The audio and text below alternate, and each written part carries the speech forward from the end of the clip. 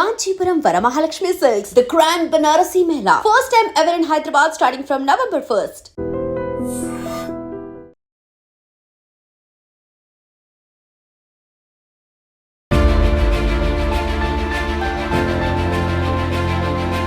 నాగార్జున గారి ముందు ఎలా అయినా ఉండగలిగే ఒకే ఒక్క మనిషి చంద్ర.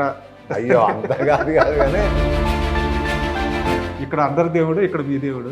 ఎప్పుడు సార్ ఈ ఫోటో ఎప్పుడు ఇది నేను పంచాక్షరి సినిమా తీసినప్పుడు నాగార్జున గారు అక్కినేని కుటుంబంతో ట్రావెలింగ్ ఎలా మొదలైంది, నాగార్జున గారి వద్దకు ఎలా చేరారు? 8th క్లాస్ డిస్కంటిన్యూ చేసి ఇప్పుడు దానవీర సూరకన్న ఫస్ట్ సినిమా నాది. అప్పుడు మా బావగారు ఎయిర్ డ్రెస్ చేసేవాడు, తోట సుబ్బారావు గారు ఆయన పేరు. ఆయన ఏం చేశాడంటే సరే 8th క్లాస్ డిస్కంటిన్యూ చేసుకొని చదువుతలేదు ఇది అని చెప్పి ఆయన అమ్మ తీసుకెళ్ళిపోయాడు. ఆయన దానవీర సూరకన్నకి ఎయిర్ డ్రెస్, ఆ మెటీరియల్ అంతా బాటిల్స్ వచ్చాయి, అది చేతికి తీసుకొని రాయటం అనమాట. నాకు ఒంటికి అంతా అది నా డ్యూటీ, అది చేసేసుకొని చేసేవాడిని. సో శివ సినిమాకి ఫస్ట్ టైం మీరు శివ సినిమా ఎలా వచ్చింది అంటే రాముకున్న ఒక అలవాటు ఏంటంటే ఏ వస్తువు ఎక్కడ పెట్టాడో అక్కడ మనం మర్చిపోయి వెళ్ళిపోతూ ఉండేది. కనీసం ఒక టెక్నీషియన్ షూ వేసుకోకూడదంట, అదే చెప్తా, ఒక వైట్ షర్ట్ వేసుకోకూడదంట. ఏంటో మరి అప్పట్లో ఆ సిస్టమ్ ఎలా వచ్చిందని తెలియదు కానీ అదే మరి రెస్పెక్ట్ అనుకోవచ్చు, మరి ఏదనుకోవచ్చు. బట్ ఇతను అయితే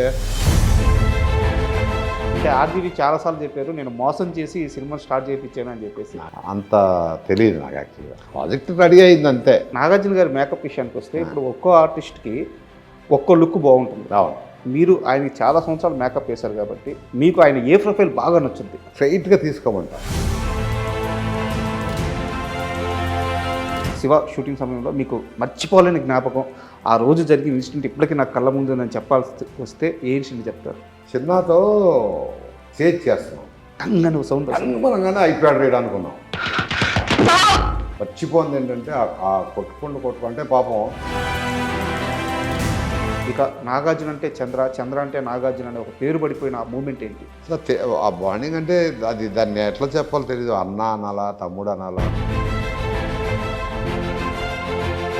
కన్నమయ్య సినిమాకి అప్పుడు రాఘవేంద్ర గారు వీళ్ళందరూ కూర్చొని నాగార్జున గారికి మీసం తీసేయాలరా ఈ సినిమాకి అని. ఈ గొడవ కారణం మీరేనా? ఇండస్ట్రీలో చాలా పెద్ద గొడవ అయిందంటే. పెద్ద గొడవ. మీ బాబు సినిమా అప్పుడు కూడా ఎన్ని వచ్చారు కదా. ఒక హరికృష్ణ గారిని మాత్రమే అన్న అని పిలుస్తారు. అవును. ఏంది వాళ్ళిద్దరి మధ్య ఎంత బాండింగ్ ఏంటి? నాగార్జున గారు అంటే హరికృష్ణ గారికి నిజంగా ఎక్కడలేని ప్రేమాభిమానం ఉంది. అంటే మీ జర్నీ మొత్తం ఆయన చూశారు.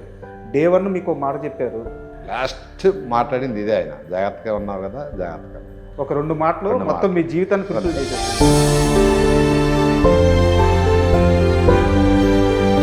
Hi, welcome to my show. Shiva Telugu cinema గతిని స్థితిని మార్చిన సినిమా. 36 ఏళ్ల తర్వాత ఇప్పుడు శివ రిలీజ్ కాబోతుంది.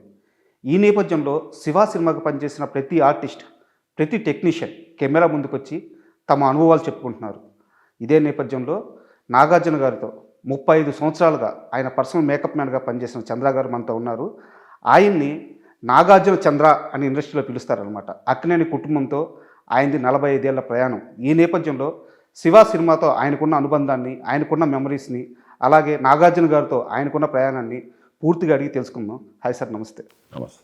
చంద్ర, నాగార్జున చంద్ర అంటే ఇండస్ట్రీలో మిమ్మల్ని పేరు పెట్టి పిలిచేవారి కంటే కూడా నాగార్జున మనిషి అని గుర్తు చేస్తూ పిలిచేవాళ్ళు ఎక్కువ అంట.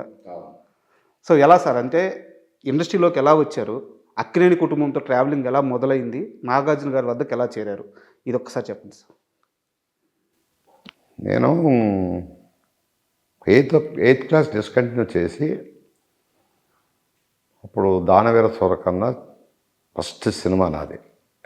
దానవీర సూరకన్న ఫస్ట్ సినిమా రామారావు గారు. అప్పుడు మా బావగారు ఎయిర్ డ్రెస్ చేసేవాడు, తోట సుబ్బారావు గారు ఆయన పేరు. ఓకే. అప్పుడు ఏంటంటే చాలా తక్కువ మంది ఉండేవాళ్ళు. ఏ డిపార్ట్మెంట్ అయినా, మేకప్ డిపార్ట్మెంట్ అయినా, హెయిర్ స్టైల్ డిపార్ట్మెంట్ అయినా, జూనియర్ ఆర్టిస్టులు అయినా చాలా తక్కువ ఉండటం వల్ల ఆయన ఏం చేశాడంటే సరే 8th క్లాస్ డిస్కంటిన్యూ చేసుకొని చదువుతలేదు ఇది అని చెప్పి ఆయన అమ్మ తీసుకెళ్ళిపోయాడు. ఆయన దానవీర సూరకన్నకి ఎయిర్ డ్రెస్. ఓకే. అలా తీసుకెళ్ళి నన్ను మేకప్ అసిస్టెంట్గా చేసుకున్నాను. చేసుకున్నాను. ఫస్ట్ రామారావు గారి దగ్గర తీసుకెళ్ళారు, పెద్ద ఆయన దగ్గర. ఓకే. ఏం ఎవరీడు ఏం అంత సరే మా బామ్మర్ది. ఓ ఎంత చిన్న బామ్మర్ది ఉన్నాడు నీకు? మా బామ్మర్ది అని మేకప్ అసిస్టెంట్ చేశాను. నేను చదువుకోవట్లేదు వీడు, ఇంత చిన్న వయసులో తీసుకోదు. లేదండి చదవట్లేదు, గాలి తిరుగుతున్నాడు, ఏదో సంథింగ్ చెప్పాడు. సరే జాగ్రత్త చేసుకో. అట్లా స్టార్ట్ అయింది. ఓకే. ఏంటంటే నా డ్యూటీ ఏంటంటే ఆయనకి బేర్బోర్డ్ అంటే దుర్యోధన గెటప్ కానీ దానవసూర కానీ అన్నీ ఉన్నాయి కదా, ఆయనకి బాడీకి అంతా మేకప్ వేయాలి. బాడీ అని చూస్తేమో ఇలా ఉండేది విగ్రహం. ఆయన మామూలు విగ్రహం కాదు, నేనేమో ఇంత ఉండేవాడిని ఆయనకి. సో ఆయనకి వెనక రాయండి అనేవాళ్ళు. అప్పుడు ఏంటంటే బాటిల్స్లో వచ్చాయి మేకప్, ఇప్పుడు వచ్చిన స్టిక్స్లు ఇవన్నీ కాకుండా ఆ మెటీరియల్ అంతా బాటిల్స్లో వచ్చాయి. అది చేతికి తీసుకొని రాయటం అనమాట మొత్తం మేకప్ ఒంటికి అంతా. అది నా డ్యూటీ. అది చేసేసుకొని చేసేవాడిని. చేసిన తర్వాత అట్లా కంటిన్యూ అయింది. ఓకే. ఆ నెక్స్ట్ షెడ్యూల్ దానవర సూరకథ అయిపోగానే చాణక్య చంద్రగుప్త అక్కినేని నాగేశ్వరరావు గారు గారి దగ్గర తీసుకెళ్ళాడు. మళ్ళీ తీసుకెళ్ళగానే ఏంటంటే ఇది ఆయన చెప్పినది ఇప్పుడు కూడా నాకు గుర్తుండిపోయింది. ఏంటంటే చదువు లేదు, చదువు రాదు అని బాధపడే కంటే క్రమశిక్షణతో పనిచేస్తే విద్య ఆటోమేటిక్గా అదే వస్తుంది. నువ్వేం చేస్తావంటే, అంటే చాలా చిన్నపిల్లవాడు కదా, అప్పుడు నాకు వాళ్ళకి చెప్పాలనిపించిందేమో నా వయసుని బట్టి. లేకపోతే అదే ఏజ్ పెద్ద అయితే చెప్పేవాళ్ళు చెప్పకపోయేవాళ్ళు తెలియదు. కానీ అదే ఓ పని చేయరా నువ్వు, షూటింగ్ అంటే ఇంటికాడ నుంచి బయలుదేరి షూటింగ్కి వచ్చాయి, షూటింగ్ అయిపోగానే ఇంటికి వెళ్ళిపో, మధ్యలో ఎక్కడ కూడా ఆగద్దు, ఎవరు పిలిచినా వెళ్ళొద్దు. చాలా చిన్న వయసు కాబట్టి చెప్తున్నాను, ఇది మట్టికి నేర్చుకో అని ఒక పదం వేశాడు ఆయన. అదొక తారక మంత్రం అయిపోయింది అది. ఇప్పటికీ కూడా నేను షూటింగ్ అంటే ఇంటికాడ నుంచి బయలుదేరితే షూటింగ్ అయిపోగానే ఇంటికి వచ్చేస్తాను. అది నాకు వచ్చిన 64 ఏళ్ల వయసులో కూడా అది నాకు మెదులుతూ ఉంటుంది ఆయన చెప్పింది. ఇప్పటికి కూడా మెదులుతూ ఉంటుంది ఆయన చెప్పినవి రెండే: పనికి వచ్చావా, పని చేసుకున్నావా, ఇంటికి వెళ్ళిపో. ఇంటికి వచ్చావా, ఇంటికాడ ఉండు. మధ్యలో ఎక్కడ తర్వాత ఎందుకు అందే అంటే నాకు అర్థమైంది ఏంటంటే 100 ఉంటాయి సినిమా ఫీల్డ్ అంటే. ఓకే. అవన్నీ మనం బయట పెట్టుకోలేం, కానీ 100 వ్యసనాలు ఉంటాయి. ఆ 100 వ్యసనాలకి తప్పించుకుంటాకి ఆయన చెప్పిన పెద్ద మాట అనమాట. ఆయన ఏమీ నాకు చదువు చెప్పుకోరా అది ఏం అనలేదు, కానీ బట్ చెప్పిన రెండే రెండు: ఇంటికి రా, పనికెళ్ళి ఇంటికి రా. ఒక్క మాట జీవితం పాఠం ఇప్పుడు వరకు జీవితాన్ని నిలబెట్టిన మాట. సూపర్. అది క్రమశిక్షణ అనేది ఆయనతోనే నేర్చుకున్నాను. అట్లా ట్రావెల్ చేసుకుంటూ దానవీర సూరకర్ణ, చాణక్య చంద్రగుప్త, అనార్కలి, రామపట్టాభిషేకం 4 సినిమాలు అక్కడ చేసి 5వ సినిమా అన్నపూర్ణ స్టూడియోకి వచ్చా. ఓకే. అంటే మళ్ళీ నాగార్జున గారి దగ్గరికి ఎలా ఎంటర్ అయ్యాను. అక్కడి నుంచి రాజా రమేష్ అని ఒక సినిమా, నాగేశ్వరరావు గారి హీరో. అలా ఆయనతో కంటిన్యూ చేసుకుంటూ 7 మేడ ఇవన్నీ చేసుకుంటూ అట్లా ట్రావెల్ అయ్యాను. ఇక అన్నపూర్ణ స్టూడియోకి వచ్చిన తర్వాత ఇక బయట ప్రపంచం అనేది తెలియదు మనకి. అన్నపూర్ణ స్టూడియోలో ఉండిపోయాను. ఓకే. వాళ్ళ క్రమశిక్షణతో వాళ్ళతో ఇప్పుడు వరకు కూడా మళ్ళీ వేరే వెళ్ళి ఎవరికి మేకప్లు చేయలేదు, వేరే వెళ్ళి చేయలేదు. రిటైర్మెంట్ తీసుకుంటానన్నాను, రిటైర్మెంట్ తీసుకున్నాను, finish. This is my story. So Shiva సినిమాకి ఫస్ట్ టైం మీరు శివ సినిమా ఎలా వచ్చింది అంటే, ఫస్ట్ రావు గారి ఇల్లు చేసాం. ఓకే. రావు గారి ఇల్లు చేస్తున్నాం. అది కూడా వెంకట్ గారిది అషస్ క్రియేషను. అప్పుడు అషస్ క్రియేషన్, అన్నపూర్ణ స్టూడియోస్ తరణి గారు డైరెక్టర్. అవును. రావు గారి ఇల్లు సినిమా చేస్తున్నప్పుడు మాకు మెల్లిగా ఈ ఉత్తేజ్ స్టార్ట్ అయ్యాడు. ఫస్ట్ రావు గారి ఇంటికి ఉత్తేజ్ అసిస్టెంట్ డైరెక్టర్. ఆ తర్వాత రామ్ గోపాల్ వర్మ గారు. రాము ఏంటంటే కంటిన్యూటీలు చూసుకునేవాడు. ఓకే. ఒక కళ్ళద్దం పెట్టుకొని. అయితే రాముకున్న ఒక అలవాటు ఏంటంటే, ఏ వస్తువు ఎక్కడ పెట్టాడో అక్కడ మర్చిపోయి వెళ్ళిపోతూ ఉండేవాడు. అప్పటి నుంచి మతిమరుపు అన్నాలో మరి ఏమన్నాలో కానీ, మరి వేరే ఆలోచించాడో తెలియదు కానీ, బట్ ఏదన్నా చేతిలో బుక్ ఉందనుకో, బుక్ ఒక దగ్గర పెట్టి వెళ్ళిపోయేవాడు అనమాట. అంటే అతని ఆలోచన విధానాలన్నీ వేరేగా ఉండేవి. అట్లా రామ్ గోపాలను పరిచయం మాకు. అలా ఇబ్బంది పడే క్షణాలు ఉన్నాయా అలా మర్చిపోవడం వల్ల? మర్చిపోవడం అంటే ఇక్కడ ఒక చిన్న ఇది ఉండేది. నాకున్న దీనికైతే వేరే ఉండైతే మాట అనేసేవాళ్ళం. కానీ ఇక్కడ ఏంటంటే మా సౌండ్ ఇంజనీర్ రాజుగారి అబ్బాయి ఓకే. మాకు మనకున్న స్టూడియోలో సౌండ్ ఇంజనీర్ గారు ఉండేవాళ్ళు కదా, ఆయన అబ్బాయి కదా. అతని మీద ప్రేమతో ఇతను బాగా చూసుకునేవాళ్ళం వాస్తవాన్ని చెప్పాలంటే. అది వేరే వాళ్ళు అనుకుంటే అది వేరేగా ఉండేది. అక్కడి నుంచి అలా అలా అలా పరిచయం అయిన తర్వాత రావు గారి ఇల్లు తర్వాత విజయ్ సినిమా చేసాం. విజయ్ సినిమా తర్వాత ఒకసారి అన్నపూర్ణ స్టూడియోలో వెంకట్ గారు పిలిచి శివ సినిమా చేస్తున్నాం, శివ చేద్దాం, మేకప్ టెస్టులు చేయాలి. సరే, ఇక అక్కడి నుంచి అంటే అంతకుముందు స్టోరీ డిస్కషన్ ఇవన్నీ మనకు తెలియదు. మాకేంటంటే కథ అంతా అన్నీ అయిపోయిన తర్వాత సినిమా షూటింగ్కి వచ్చేటప్పటికే కదా మేము వచ్చేది. అక్కడి నుంచి మేకప్ టెస్టులు స్టార్ట్ అయినాయి. చిన్న, బ్రహ్మాజీ, ఉత్తేజ్, తర్వాత శుభలాక్ సుధాకర్. అంటే శుభలాక్ సుధాకర్కి అప్పటికే యాక్ట్ చేశాడు అనుకోండి. ఆ బ్యాచ్ ఉంది కదా, ఈ బ్యాచ్ అంతా రావటం మొదలుపెట్టారు. మేమేంటంటే అంతకుముందు సినిమాల్లో చూసేవాళ్ళం, అంటే యాక్ట్ చేసిన వాళ్ళకే మేకప్ లైట్ ఉండేది. వీళ్ళంతా కొత్త మొహాలు చూస్తే కొంతమంది రౌడీలాగా ఉన్నారు, కొంతమంది ఉన్నారు జీన్స్ అంటున్నాడు, ప్యాంట్ అంటున్నాడు. నాకేం అర్థమయ్యేది కాదు. కాస్ట్యూమ్స్ చూస్తేనే బట్టలు బాగానే ఉన్నాయిగా వచ్చాయని వేసుకున్న బట్టలతోనే ఏంద్రా ఇది అనుకున్నాను. మేకప్లు వేసి అవి చేసుకుని మొత్తానికి శివ సినిమా స్టార్ట్ అయిన తర్వాత ఫస్ట్ ఎక్కడ చేసామంటే అన్నపూర్ణ స్టూడియోలో ట్రయల్ లేదా మొత్తానికి ఎవరినో పెట్టి ముందు ట్రయల్ ఏది చేసుకున్నారు, చూసుకున్నారు, ఇంత అయింది. అయిన తర్వాత ఫస్ట్ అక్కడ సికింద్రాబాద్ సీసా స్కూల్ ఉంది సార్. అక్కడ బయట ఒక 40 ఫీట్ క్రెయిన్ పెట్టి స్కూల్లో పెట్టి కెమెరా పెట్టుకొని ఇటు నుంచి రౌడీలకు వచ్చి కారు ఆగుద్ది, ఆ బోట్ షాట్ కారు ఆగుద్ది, స్టూడెంట్స్ అందరూ బయటకు వస్తారు. నేను పెట్టేటప్పటికి నేను ఏంటిది బాగా ఇంట్రెస్ట్గానే ఉంది అనుకున్నా. గోపాల్ రెడ్డి గారి కెమెరా సరే ఆయన పెట్టాడు. 4 షాట్లు అని చూసాం, జనాలు రావటం వెళ్ళటం చూసాం. ఫస్ట్ ఇంట్రెస్టింగ్ స్టార్ట్ అయింది నాకు.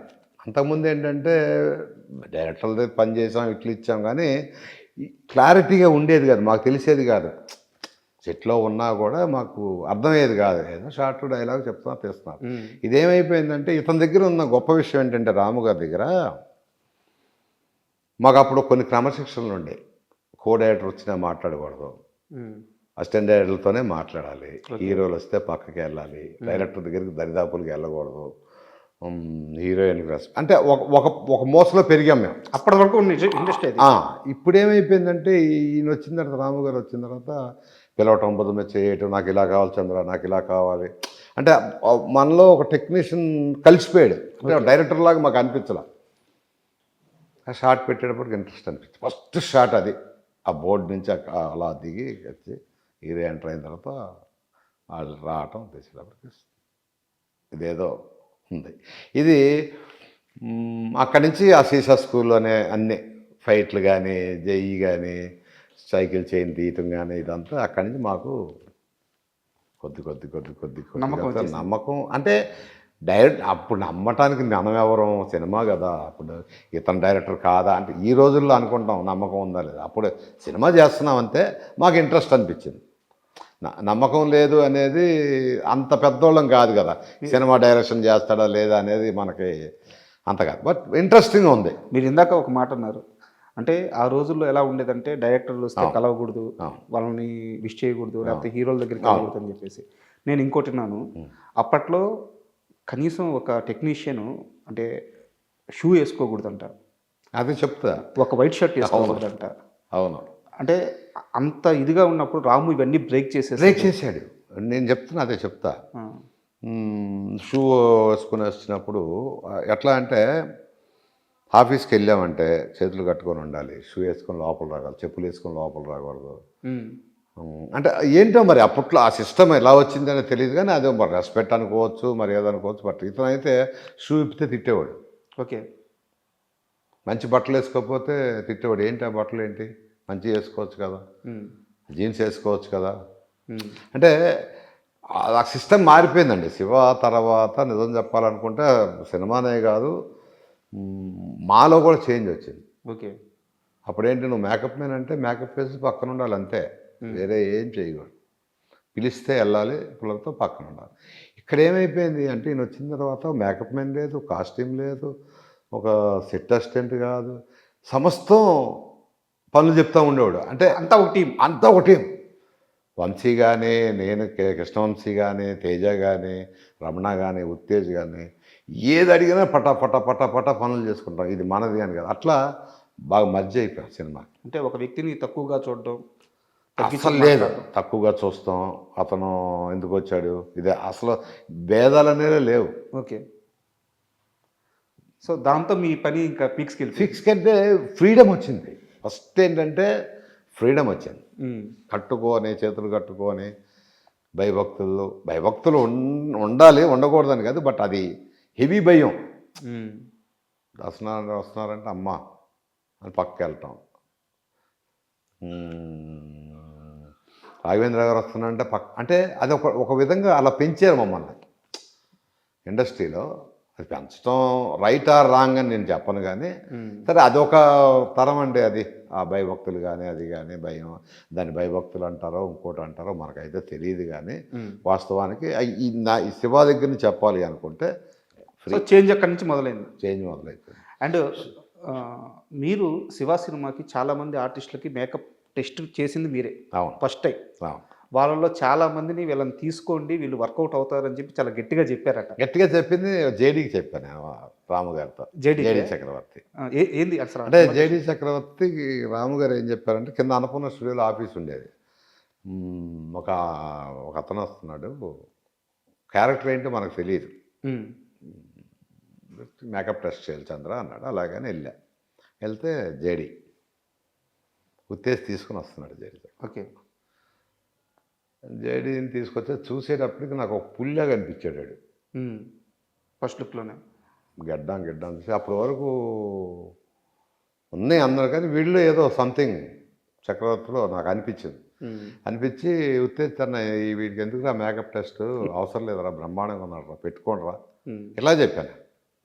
నిజమా అంటాడు. తర్వాత తెలిసింది ఉత్తేజ్ ఫ్రెండు, ఉత్తేజ్ తీసుకొచ్చాడు అని తర్వాత సంగతి. ఉత్తేజ్ అసిస్టెంట్ డైరెక్టర్ కదా, ఎవరు ఆర్టిస్ట్ని తీసుకొచ్చాడు, అరే తీసుకోండి రా, బ్రహ్మాండంగా ఉన్నాడు. ఇది వెళ్ళి రాముతో చెప్పాడు, మేకప్ టెస్టే చేయని అంటున్నాడు అంటే, ఎక్సలెంట్ కొంటాడు, పెట్టుకోమని. ఏమన్నా రాజీవ్ గారు ఓకే అంతే, ఇంకేమనలేదు. ఇంకా పెద్ద డిస్కషన్ ఉండదు. ఇప్పుడు ఆయన కోపం లేదు వాస్తవానికి. ఏం ఆలోచిస్తాడో మనకు తెలీదు.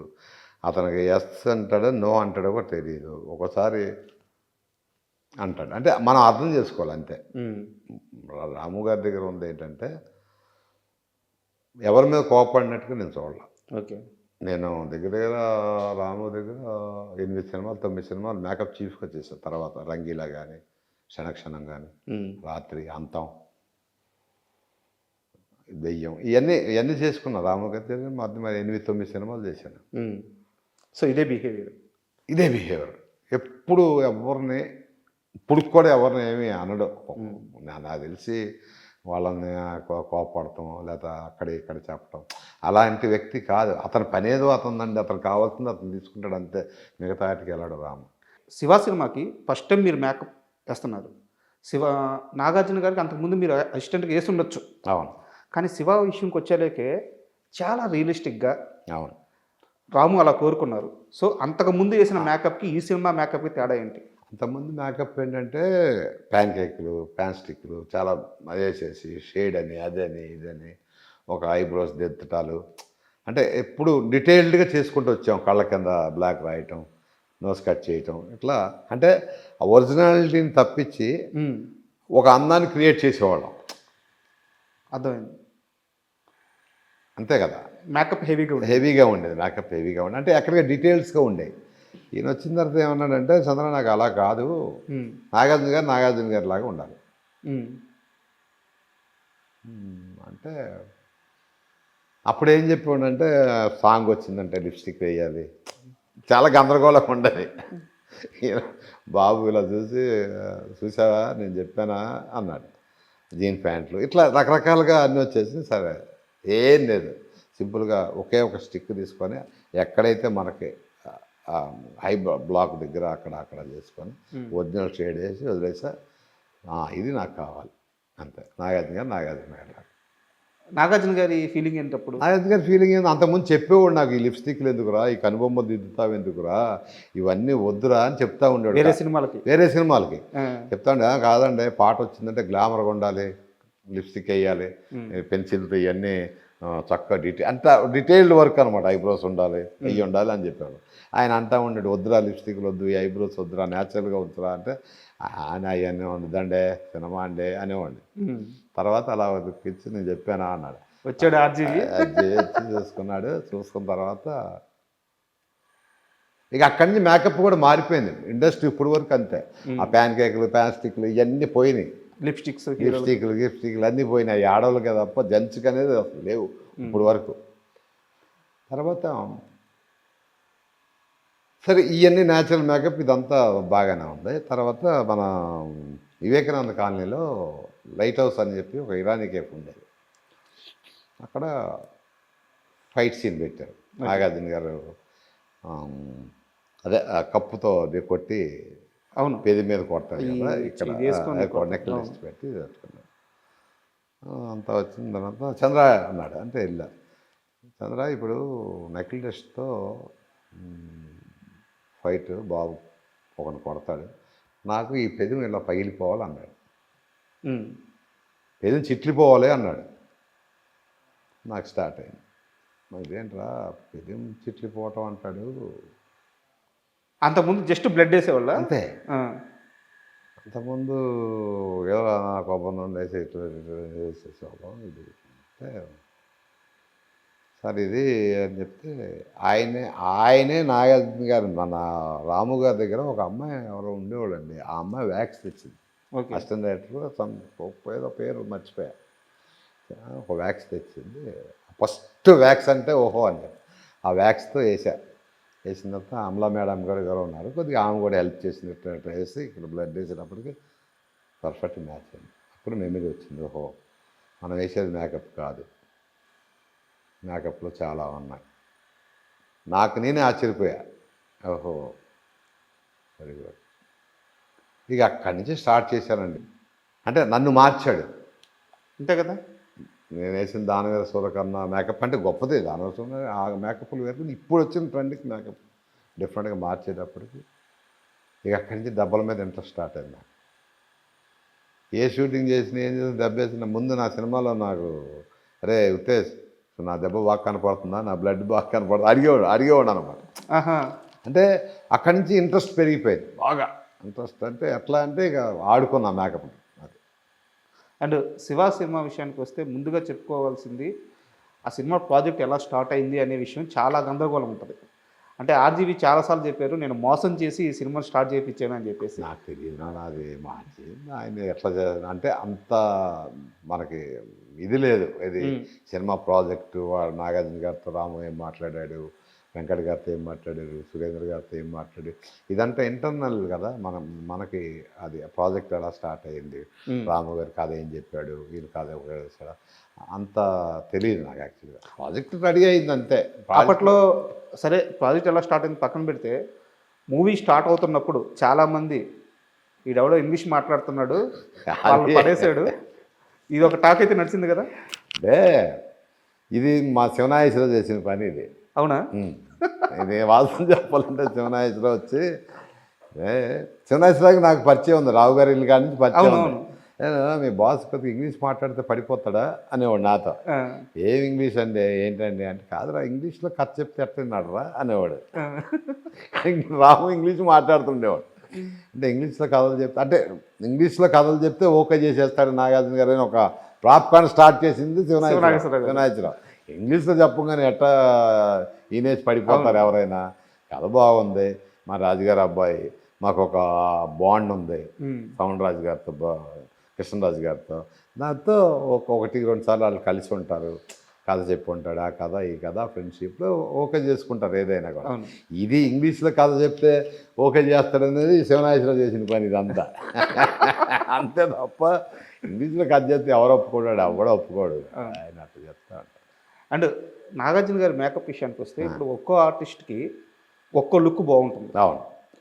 కెమెరా ఫ్రేమ్లో పెట్టినప్పుడు కూడా సైడ్ ప్రొఫైల్ అనో లేకుంటే టైట్ క్లోజ్ అనో ఇలా పెడితే బాగుంటుంది అనమాట. మీరు ఆయనకి చాలా సంవత్సరాలు మేకప్ వేశారు కాబట్టి మీకు ఆయన ఏ ప్రొఫైల్ బాగా నచ్చుద్ది?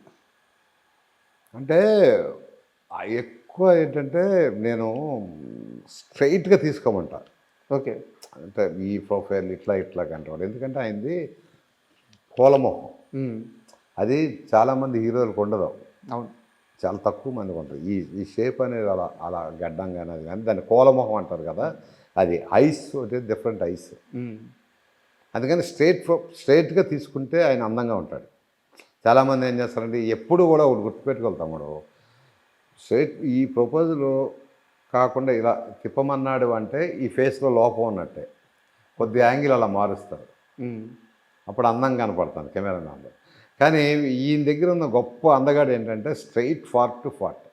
అట్లా ఆ రేంజ్లో క్లోజ్ పెడితే అదిరిపోతాడు. మీరు ఎప్పుడు ఏ ఇంటర్వ్యూకి ఇచ్చినా ఏం చేసినా నేను ఏం చేసానంటే మీలాంటి వాడు చెప్పేవాడిని స్ట్రైట్గా తీసుకోమని. ఇక్కడి నుంచి తీసుకుంటే అదిరిపోతాడు. అంతేగాని ఈ యాంగిల్కి సినిమాలో యాంగిల్ అంటే ఆ సైజును ఈ సైజును కట్ చేస్తారు కాబట్టి వస్తాయి. కానీ స్ట్రైట్ నాగార్జున గారి ఫోటో తీసుకోవాలంటే స్ట్రైట్. ఇప్పుడు అది చూడండి, మీ ఇద్దరం దిగిందంటే స్ట్రైట్ యాంగిల్ అంతా. అవును. అంత అందంగా ఉన్నాడు చూడండి, కింగ్ కదా. మళ్ళీ దీంట్లో చూడండి మళ్ళీ పోద్ది ఆ స్ట్రైట్. సూపర్. అంటే ఈ శివ సినిమా విషయానికి వస్తే డైరెక్టర్లుగా చాలామంది అసిస్టెంట్లుగా పనిచేశారు. అవును. ముఖ్యంగా వంశీ గారు. ఒకరోజు ఆయన ఒక డబ్బింగ్ థియేటర్లో చిన్న నేల మీద అట్ట పనుకొని నిద్రలేదంట. రోజు మొత్తం మీద 1/2 అవర్ 1 అవర్ నిద్ర అంట. అట్లా నేల మీద పనుకొని ఉంటే చూశాడంట ఆర్జీవి. అది ఈ మధ్య కూడా ఆయన ప్రస్తావించారు. వంశీ, నేను మర్చిపోలేదు వంశీ, నిద్ర కూడా పోకుండా నువ్వు అట్లా నేల మీద పనుకొని. చెన్నైలోనా? ఏందా ఇన్సిడెంట్ ఒకసారి చెప్పండి. అప్పుడు ప్రసాద్ ల్యాబ్లు ఇవన్నిటి ఉంది కష్టం కాబట్టి చెన్నై వెళ్ళాం. చెన్నై వెళ్ళినప్పుడు చెన్నైలో అది విజయన్ థియేటర్ అంటే అది పేరు గుర్తులేదు. థియేటర్లో పాపం డబ్బింగ్ చెప్పి తర్వాత మిక్సింగ్ చేసి అవి చేసి నిద్ర ఉండేది కాదు వీడికి. రాము గారు చూస్తేనేమో వెళ్ళేసి రామునే ఏ టైంకి వస్తాడో తెలియదు. ఎయిటింగ్ కానీ అంత టేబుల్ అక్కడ అంతా అక్కడే కదా. వాడికి నిద్ర ఉండేది కదా. కళ్ళు ఇంత ఇప్పటికీ పాపం కళ్ళు ఇంతే కళ్ళు ఉంటాయి ఆడి. దాని తోడు ఇంత అయిపోయాయి పాపం. అంటే వర్క్ టెన్షన్కి ఎక్కడంటే అక్కడ పడుకునేవాడు బాబు. బాగా కష్టపడి పడుకునేవాడు. ఒకసారి రాము గారు వచ్చి చూశాడంట. చూసి ఏంటో జనరల్గా జరుగుతూ ఉంటాయి నాన్నయ్య అన్నీ. సో అప్పటి నుంచి ఆయన మీద ఇంకా లవ్ ఎక్కువైపోయినట్టుంది ఆర్జీవికి. ఆర్జీకి ఒకళ్ళని కదా కష్టపడినాడు ప్రతి వాడికి. ఇప్పుడు నేనన్నా లవ్వే, వంశీ అన్న లవ్వే, ఉత్తేజ్ అన్న లవ్వే. అంటే ఆయన కష్టాన్ని పని చేస్తున్నాడా లేదా. అండ్ షూటింగ్ సమయంలో షూటింగ్ సమయంలో మీకు మర్చిపోలేని జ్ఞాపకం, ఆ రోజు జరిగిన ఇన్సిడెంట్ ఇప్పటికీ నాకు కళ్ళ ముందు నేను చెప్పాల్సి వస్తే ఏ ఇన్సిడెంట్ చెప్తారు? చిన్నతో మేము చేస్తున్నాం. అవును. ఆ పోల్ని చేంజ్ చేసుకుంటే వెళ్తున్నా స్టడీగా వెళ్తుంది. అది ఒరిజినల్గా కొట్టుకున్నాడు ఆ పోల్. చిన్న కంగమనంగానే అయిపోయాడు రీడ్ అనుకున్నాం. మర్చిపోయింది ఏంటంటే ఆ కొట్టుకుంటూ అంటే పాపం పరిగెత్తుకొచ్చి ఇట్లా తిరిగేటప్పటికి వెనక పోల్ ఉంది. ఒరిజినల్గా కొట్టుకున్నాడు. అది అలాగే ఆ స్టార్ బాగుంది పెట్టేయి అన్నాడు అంతే. ఆ తర్వాత చూస్తే వాడికి ఇంత బొప్పి అసలు తలకాయ పగిలిపోయింది అనుకున్నాం. అది మటుకు ఇప్పుడు కూడా మర్చిపోలేను. పోల్ అంటే అంత ఎంత హెవీగా పరిగెత్తుకుంటే పోల్ తగలటం అంటే మామూలు మాట కాదు. అది అసలు శివాలో ప్రతిదీ ఒక మెమరీ అనండి. ఇదే కాదు, పరిగెత్తుకుంటే అంత పరిగెత్తుకుంటుంటే పక్కన ఒకడొచ్చి కత్తిస్తే ఈయన నరుకుతాడు. మేమేమనుకుంటున్నాం అంటే పరిగెత్తుకొచ్చినాడు నరుకుతాడు అనుకోండి ఎక్స్పెక్ట్ చేస్తున్నాం థ్రిల్. ఓకే. ఇప్పుడు రౌడీలు పరిగెత్తుకుంటూ వస్తున్నప్పుడు ఒకటి చేతిలో కత్తి ఉంది, వాడే వేసేస్తాడు అనుకొని ఎక్స్పెక్ట్ చేస్తున్నాం. వాడు వచ్చాగానే ఇంకోటి కత్తి అడుగుతాడు వెళ్ళి. అంటే ఇట్లా మాకు కూడా ఏమిటంటే మేము అనుకున్న దానికంటే స్పాట్లోనే కొన్ని విచిత్రమైన పనులు జరిగాయి, ఆశ్చర్యంగా ఉండేవి. అంతే కదా, ఇప్పుడు పరిగెత్తుకుంటూ వచ్చేసి ఇప్పుడు కూడా ఎవడో కత్తి పట్టుకుంటే ఆడే వేసేస్తాడు అనుకుంటాం, కానీ ఆయన పక్కన ఈడేసేస్తాడు అనేది శుభలాక్ సుధాకర్. అవునవును. అదొక హైలైట్ షాట్ అది. శివ షూటింగ్ జరుగుతున్నంతసేపు నాగార్జున గారి మైండ్ సెట్ ఎలా ఉండేది? అంటే మీరు ఏం చెప్పేవారు? నాగార్జున గారి మైండ్ సెట్ అప్పుడు మాలో కలిసిపోయాడు అంతే, హీరోలాగా ఉండేవాడు కాదు ఆయన. అంటే జనరల్గా ఎందుకంటే ఆయన అందరూ ఇప్పుడు మిగతా హీరోలాగా వచ్చి హీరోలా నడిచి మేము కూర్చుంటే రాకూడదు అలా ఉండేది కాదు. ఇప్పటికీ అలాగే ఉంటాడు ఆయన, తెలిసి మనలో ఒకడిగానే ఉంటాడు. అంటే ఈ మూవీ ఇలా వస్తుంది చంద్ర, నాకు కొంచెం నమ్మకం వస్తుంది, అవన్నీ మాకు ఉండే కాదండి. నమ్మకం వస్తుంది, నమ్మకం లేదు. సినిమా తీసేటప్పుడు మేము మా సినిమాలు తీసుకుంటాం, వెళ్ళిపోతాం. అయితే మన మద్రాసు ఆఫీస్ ఉండేది, అన్నపూర్ణ స్టూడియో ఆఫీసులో. బుర్రా కేవ్లో చేసాం సాంగ్. అవును. ఆ సాంగ్ వేసి చూపించేటప్పుడు సురేంద్ర గారు, వెంకట గారు, నేను, ఉత్తేజు, వంశీ వీళ్ళందరూ సాంగ్ వేస్తున్నారా అన్నారు. మేము చూస్తే సాంగ్ చూస్తే నాకు మతిపోయింది. బయటకు వచ్చి పాడుకుంటా సినిమా ఆడదు సార్ అన్న సురేంద్ర గారితో. రా ఊపుతున్నా అన్నారు. అది ఏం సార్, బాగుంది సార్ అంటే. అప్పటి వరకు చూసినవన్నీ గాలిలో ఎగిరేయి, గాలిలో పోయేది. మేము మనం అరకెళ్ళి ఒరిజినల్ బుర్రా కేవి అసలు దిగటానికి ఎక్కడానికి మెట్లు అనేది లేవు అసలు. అప్పుడు కొండల్లో దిగి లైట్లు వేసుకొని వెళ్ళి నానా నరకం అది. ఇప్పుడంటే లైట్లు ఈజీ ఉండేది, కానీ అప్పుడు అసలు అరకు వెళ్ళాలనుకుంటే అసలు ఏమి ఉండేవి కావు. ఆ సాంగ్ చూసిన తర్వాత ఫస్ట్ టైం అన్న సినిమా భలే ఉంటుంది సార్, సాంగ్ అదిరిపోయింది అన్నమాట సాంగ్. అంటే రిలీజ్ అయిన తర్వాత సినిమా అంత పెద్ద హిట్ అయిన తర్వాత నాగార్జున గారి ఫీలింగ్ ఏంటి? నాగార్జున గారికి సినిమా రిలీజ్కి ఇక్కడ లేవు, మేము ఏదో షూటింగ్లో ఉన్నామండి. అరే సినిమా బాగుందంటరా, చాలా బాగుందంట అంటే రిలీజ్కి నేను లేను, ఆయనతో పాటు ఏదో షూటింగ్కి వెళ్ళాం. శివనాగేశ్వరరావు ఆ సినిమాకి డైరెక్టర్ బయట బాగుందంట, ఫోన్లు వస్తున్నారా సినిమా బాగుందంట. అక్కడ 4 రోజుల తర్వాత ఇక్కడికి వచ్చిన తర్వాత ఈ సినిమా మాకు అప్పటికే లేచిపోయి పెద్ద హిట్ అయిపోయింది. మేము అవుట్డోర్లో ఉండటం వల్ల మాకు తెలియలే. సినిమా బాగుందంటే బాగుంది అంతవరకే. బాగుందంటారా, ఆయన ఫోన్లు వస్తూ ఉన్నాయి, బాగుంది కంగ్రాట్స్, అది ఇది కంగ్రాట్స్ ఇట్లా చెప్పుకుంటూ వస్తున్నా. సినిమా బాగుంది, హ్యాపీ, సినిమా మామూలు సినిమా బాగుందంట. కానీ అక్కడి నుంచి వచ్చిన తర్వాత ఎర్రగడ్డలో ఒక థియేటర్ ఉందండి, ఇప్పుడు కూడా ఉంది, సత్యం గోకుల్ థియేటర్కి వెళ్ళి చూసా. ఓకే. అమ్మ సైకిళ్ళు, రోడ్ల మీద సైకిళ్ళు, అన్ని సైకిళ్ళే, రోడ్ల మీద సైకిల్, రోడ్డు దాకా వచ్చేసిన సైకిల్ పార్కింగ్ నుంచి టికెట్లు, జనం, కేకలు, అరుపులు. అట్లా చూస్తే అసలు నాకు ఇది నేనేం చేసిన సినిమానేనా, అసలు ఈ సినిమానా ఏంట్రా ఇది, సౌండ్ ఎఫెక్ట్.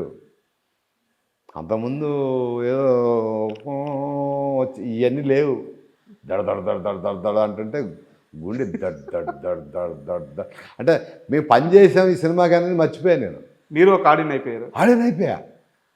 అసలు ఆ పాటలు ఏంటి, ఆ జీన్స్ అసలు అప్పట్లో అమ్మ ఆడవాళ్ళు ఏదో లంగాలు ఇవన్నీ ఉండేవి కదా, ఇలా జీన్స్ గించేస్తుంది అమ్మ, డ్యాన్సర్స్ ఎంత బాగుంటారా అన్నీ కదా, ఏముంది అనుకోండి మీరు అమ్మ డ్యాన్స్. అసలు ఒక విచిత్రం అండి ఆ సినిమా. పార్ట్ షార్ట్ చెప్పాలంటే ఆ మెమరీ అదొక అద్భుతమైన మెమరీ ఆ సినిమా. మేము పని చేసిన వాళ్ళం కానీ కష్టపడిన వాళ్ళం, కష్టం అని తెలిసేది కాదు. అవును. అసలు ఎప్పుడు తెల్లారుద్దా, ఎప్పుడు షూటింగ్కి వెళ్దాం. సినిమా గుమ్మడికాయ కొట్టేసిన తర్వాత మాకు పిచ్చెక్కింది కొన్నాళ్ళు. ఏంటి మళ్ళీ మామూలు అయిపోయినాయి. తర్వాత మళ్ళీ క్షణక్షణం, మళ్ళీ దీన్నే హిందీ చేసాం, ఇవన్నీ అయిపోయిన తర్వాత మళ్ళీ క్షణక్షణం. సో ఇప్పుడు ఏమైపోయింది, మాదంతా రాము గ్రూప్ అయిపోయింది. ఎన్నేళ్ళు ట్రావెల్ అయ్యారు మీరు రామ్ గోపాల్ గారితో? రాము గారితో ఒక రంగీలా 2 ఏళ్ళు, ఒక 5-6 సంవత్సరాలు ట్రావెల్ అయ్యాయి. ఆ తర్వాత ఇక నాగార్జున గారి పర్సనల్ అయిపోయా, నిన్నే పెళ్ళాడు. రంగేల సమయానికి ఆ సినిమాతో బాలీవుడ్ మొత్తం ఒక బిత్రపోయిన క్షణం అది. అవును. ఎవరీడు, ఎక్కడి నుంచి వచ్చాడు, ఏంది సినిమా తీయడం అని మమ్మల్ని అడిగేవాళ్ళు. అరే కాశారే కాశా క్యా నాకు జాకీ షరఫ్ చెప్తా ఉండేవాడు. Company chief.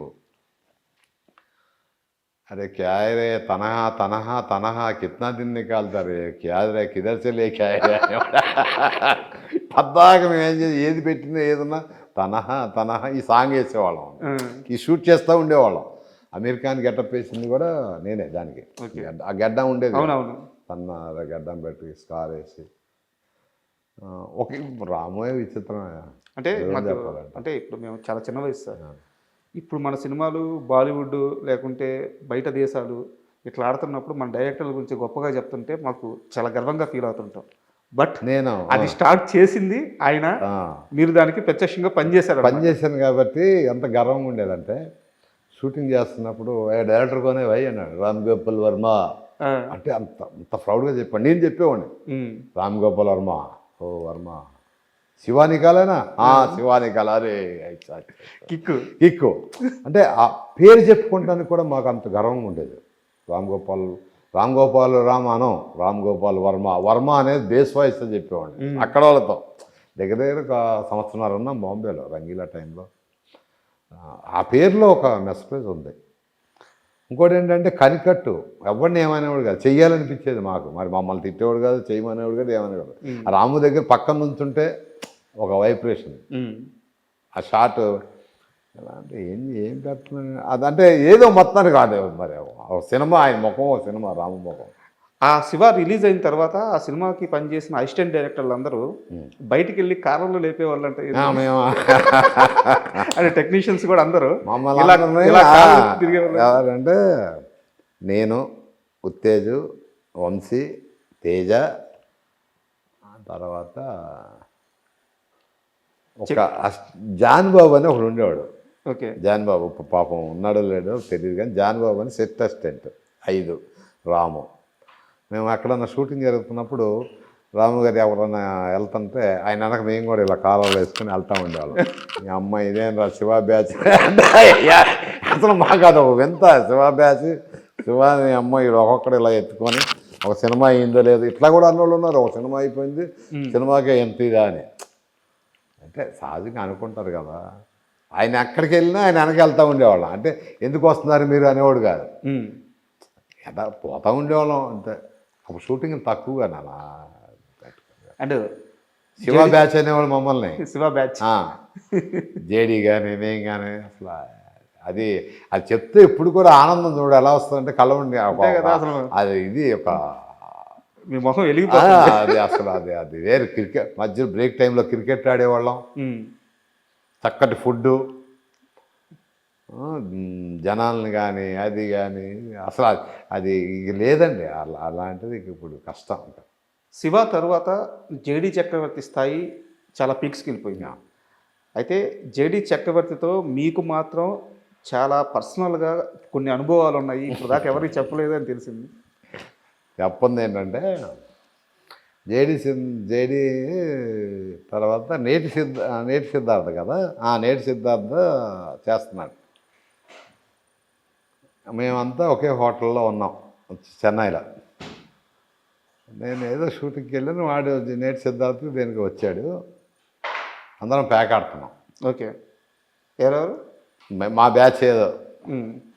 నా దగ్గర డబ్బులు లేవు. సరే ఎవరున్నాడు పక్కన అంటే జేడీ ఉన్నాడు. వెళ్ళా, అరే ఇద్దరా జేడీ ఒక 500 కావాలి. 500 అంటే చాలా ఎక్కువ కదా. ఎక్కువ. నేను ఇవ్వను రా అన్నాడు. రే ఫస్ట్ మేకప్ వేసిందా నేను రా, నీకు చెప్పిందా నేను రా, నువ్వు బాగుంటావు అని చెప్పింది నేను రా, 500 ఇవ్వటానికి ఏమైందిరా, ఏదో ఇవ్వరా. ఆడు ఎంత పిసినసాడు అంటే ఇప్పటికీ పిసినసాడు. ఆడు జేడీ డబ్బులు తీయడు, అవసరం అనుకుంటే తీస్తాడు, లేదు తీయడు. నేనేమన్నా రా చెప్తే మటుకు ఇవ్వాలా, ఏదరా ఇవ్వరా, మళ్ళీ నేను బొట్టు పెడితే అందరు పైకి వచ్చినా లేరా, నువ్వు అని చెప్పి మొత్తానికి 500 తీసుకున్నాను. ఇప్పుడు వరకు ఆడ 500 ఇవ్వలేదు. నాకు అప్పుడప్పుడు చూసినప్పుడల్లా గుర్తొస్తుంది జేడీ గారికి 500 ఇవ్వాలి. మనం అడుగుతుంటాడా మర్చిపోయాడు, ఇప్పుడు చూస్తే అడుగుతాడేమాడే. అది నా పర్సనల్. అంటే చెప్పలేం కానీ ఆ సిచ్యువేషన్ ఏంటంటే 500 గురించి వాడిని బతిమాలటం, ఆయన బ్లాక్మెయిల్ చేయటం. నేను మేకప్ చేశాను, బొట్టు పెట్టాను, నువ్వు కానీ నాకు ఇవ్వలేదు అనుకో మళ్ళీ బొట్టు చెడిపేస్తాను అంటే అట్లా బ్లాక్. ఇప్పుడు ఇవన్నీ మెమరీస్ ఇవన్నీ అంతే తప్ప అట్లా కొద్దిగా ఏడిపించేవాడిని అందరినీ, ఉత్తేజన ఏడిపించేవాడిని. వంశీవాడిని అయితే మాకు అప్పుడు ఏంటంటే ఒక లిస్ట్ ఉండేది. మార్నింగు ఏమేం కావాలి ఏంటి అనేది అసిస్టెంట్ డైరెక్టర్ లిస్ట్ ఇవ్వాలి. ఒకరోజు సడన్గా బ్లడ్ కావాలి, బ్లడ్ రాయలే వంశీ, గొడవ, నేను తేలేదు. తేవాలి కదా, నువ్వు రాయలేదు, నేను తేలేదు. అంటే ఇట్లాంటి మెమరీస్. సార్ శివ తరువాత నాగార్జున గారితో ఇంకా మీ ట్రావెలింగ్ అక్కడి నుంచి నా ట్రావెలింగ్ అక్కడి నుంచి కాదు, అంటే నిన్నే పెళ్ళాడతా నుంచి ఇంకా ఫుల్ ప్రాజెక్ట్గా ట్రావెల్. సో ఈ ప్రయాణంలో ఎక్కడ మీ ఇద్దరు బాగా బాండింగ్ ఏర్పడింది మీ ఇద్దరికి? ఏ ఇన్సిడెంట్ కానీ, ఏ మూవీ అప్పుడు కానీ, ఇక నాగార్జున అంటే చంద్ర, చంద్ర అంటే నాగార్జున అనే ఒక పేరు పడిపోయిన ఆ మూమెంట్ ఏంటి? అంటే అన్నమయ్య చేసేటప్పుడు నిన్నే పెళ్ళాడితో పర్సనల్గా చేశాను. తర్వాత కేటీ కుంజమోహన్ గారి సినిమాకి పర్సనల్గా రమ్మన్నాడు. రక్షకుడికి వెళ్ళాను, కానీ ఆయనతో చెప్పేశాను నేను, సార్ నేను పర్సనల్గా చేయలేనండి, నాకు ఎందుకంటే పర్సనల్ మేకప్ వేసి ఒక దగ్గర కూర్చుంటాం కాదు, నాకు ఎటంటే అటు తిరగటం చేయటం, అంటే మనకు సంబంధం లేని వాటిల్లో కూడా దూరిపోవటం, ఆడితో తిట్లు తింటాం, నేను తిట్టడం, ఇది ఒక ఇదిగా ఉండేది నాకు. సంబంధం లేదు అనుకుంటే ఎవరైనా నిలబడి ఇది తక్కువ చేయటం, డైరెక్షన్ డిపార్ట్మెంట్లోకి వెళ్ళి సజెషన్ షాట్ తీరేదనే డైరెక్టర్ ఉంది, అది చూసేవాడు.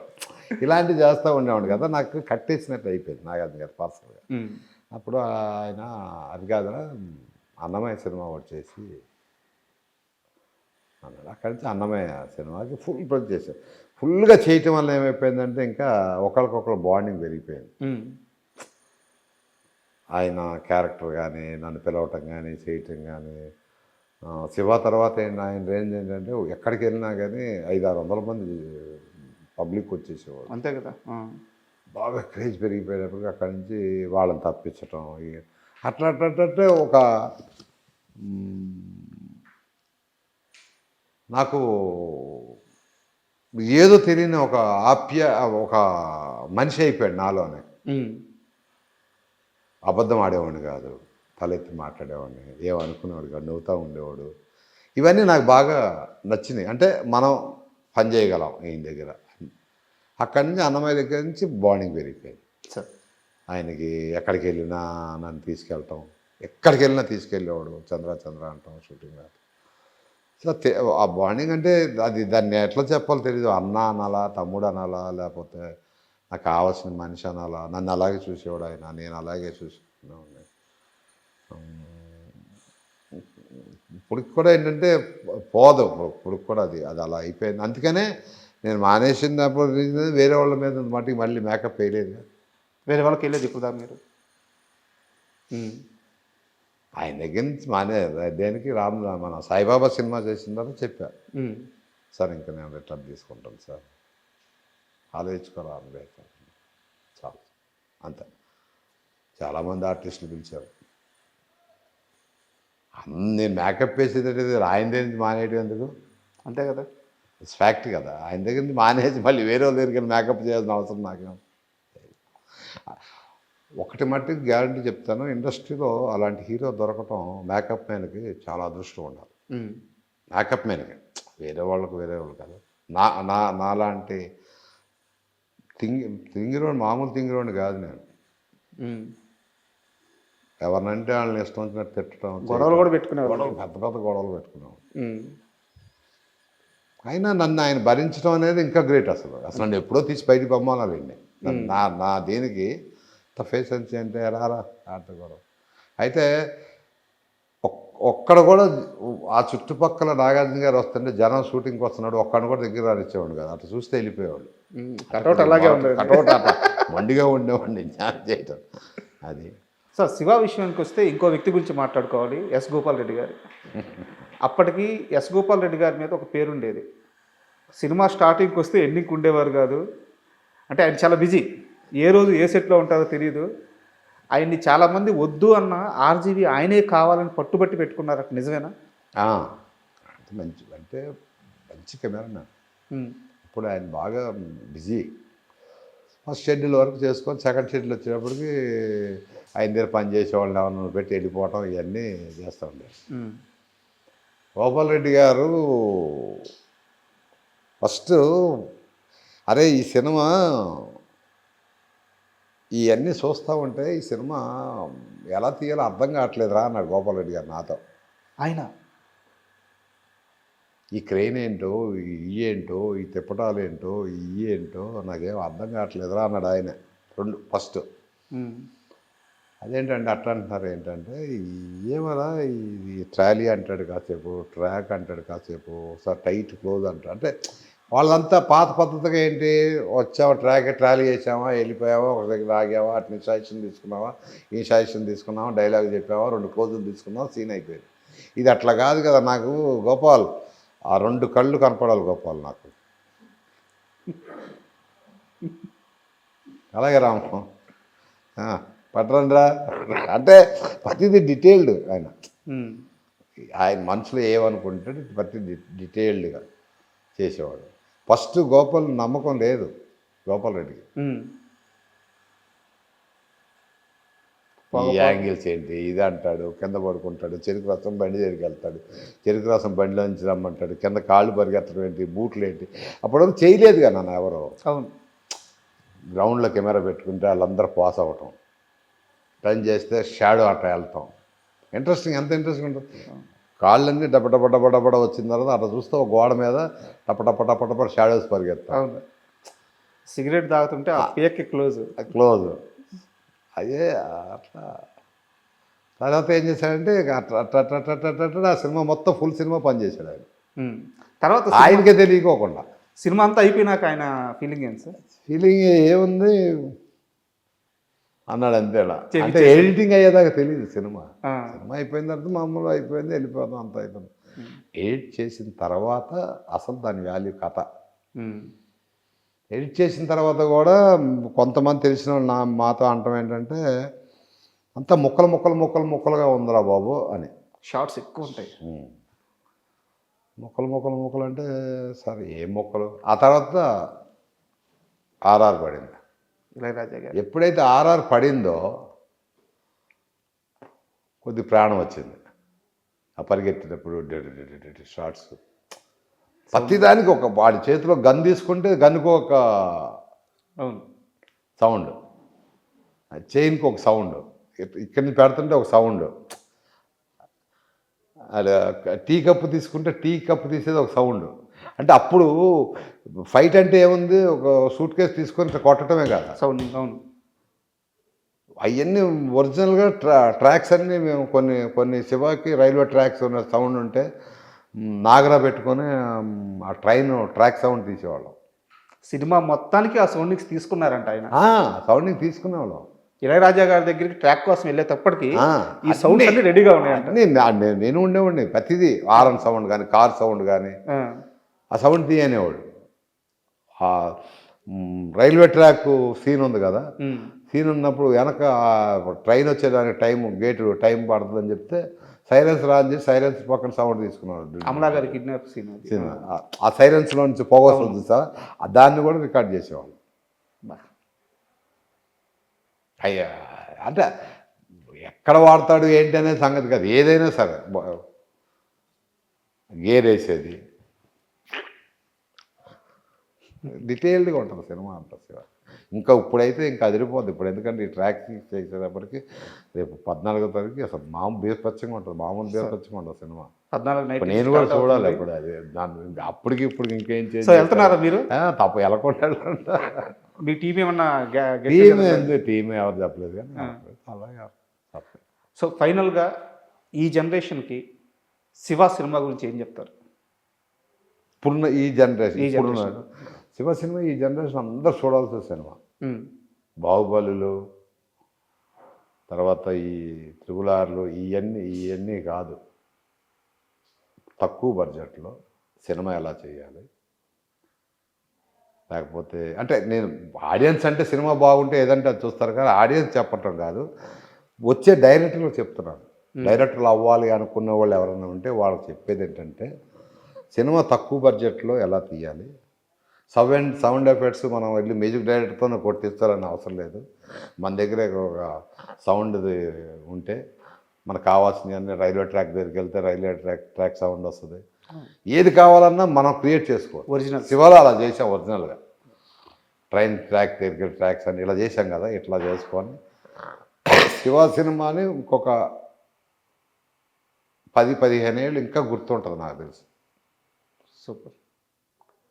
ఇప్పుడు 35 అంటున్నారు కదా, ఇంకొక 10-15 సంవత్సరాలు ఈ జనరేషన్ కూడా వచ్చే జనరేషన్ చెప్తారు మా టైంలో శివ సినిమా అంతకుముందు మా నాన్న చూశాడు, ఇప్పుడు మేము చూసాం, ఇప్పుడు మీరు చూడండి రా. సో ఈ లెగసీ ఇంకా అలా కంటిన్యూ అయ్యేది లైక్ అవుద్ది, నాకు తెలిసి అవుద్ది.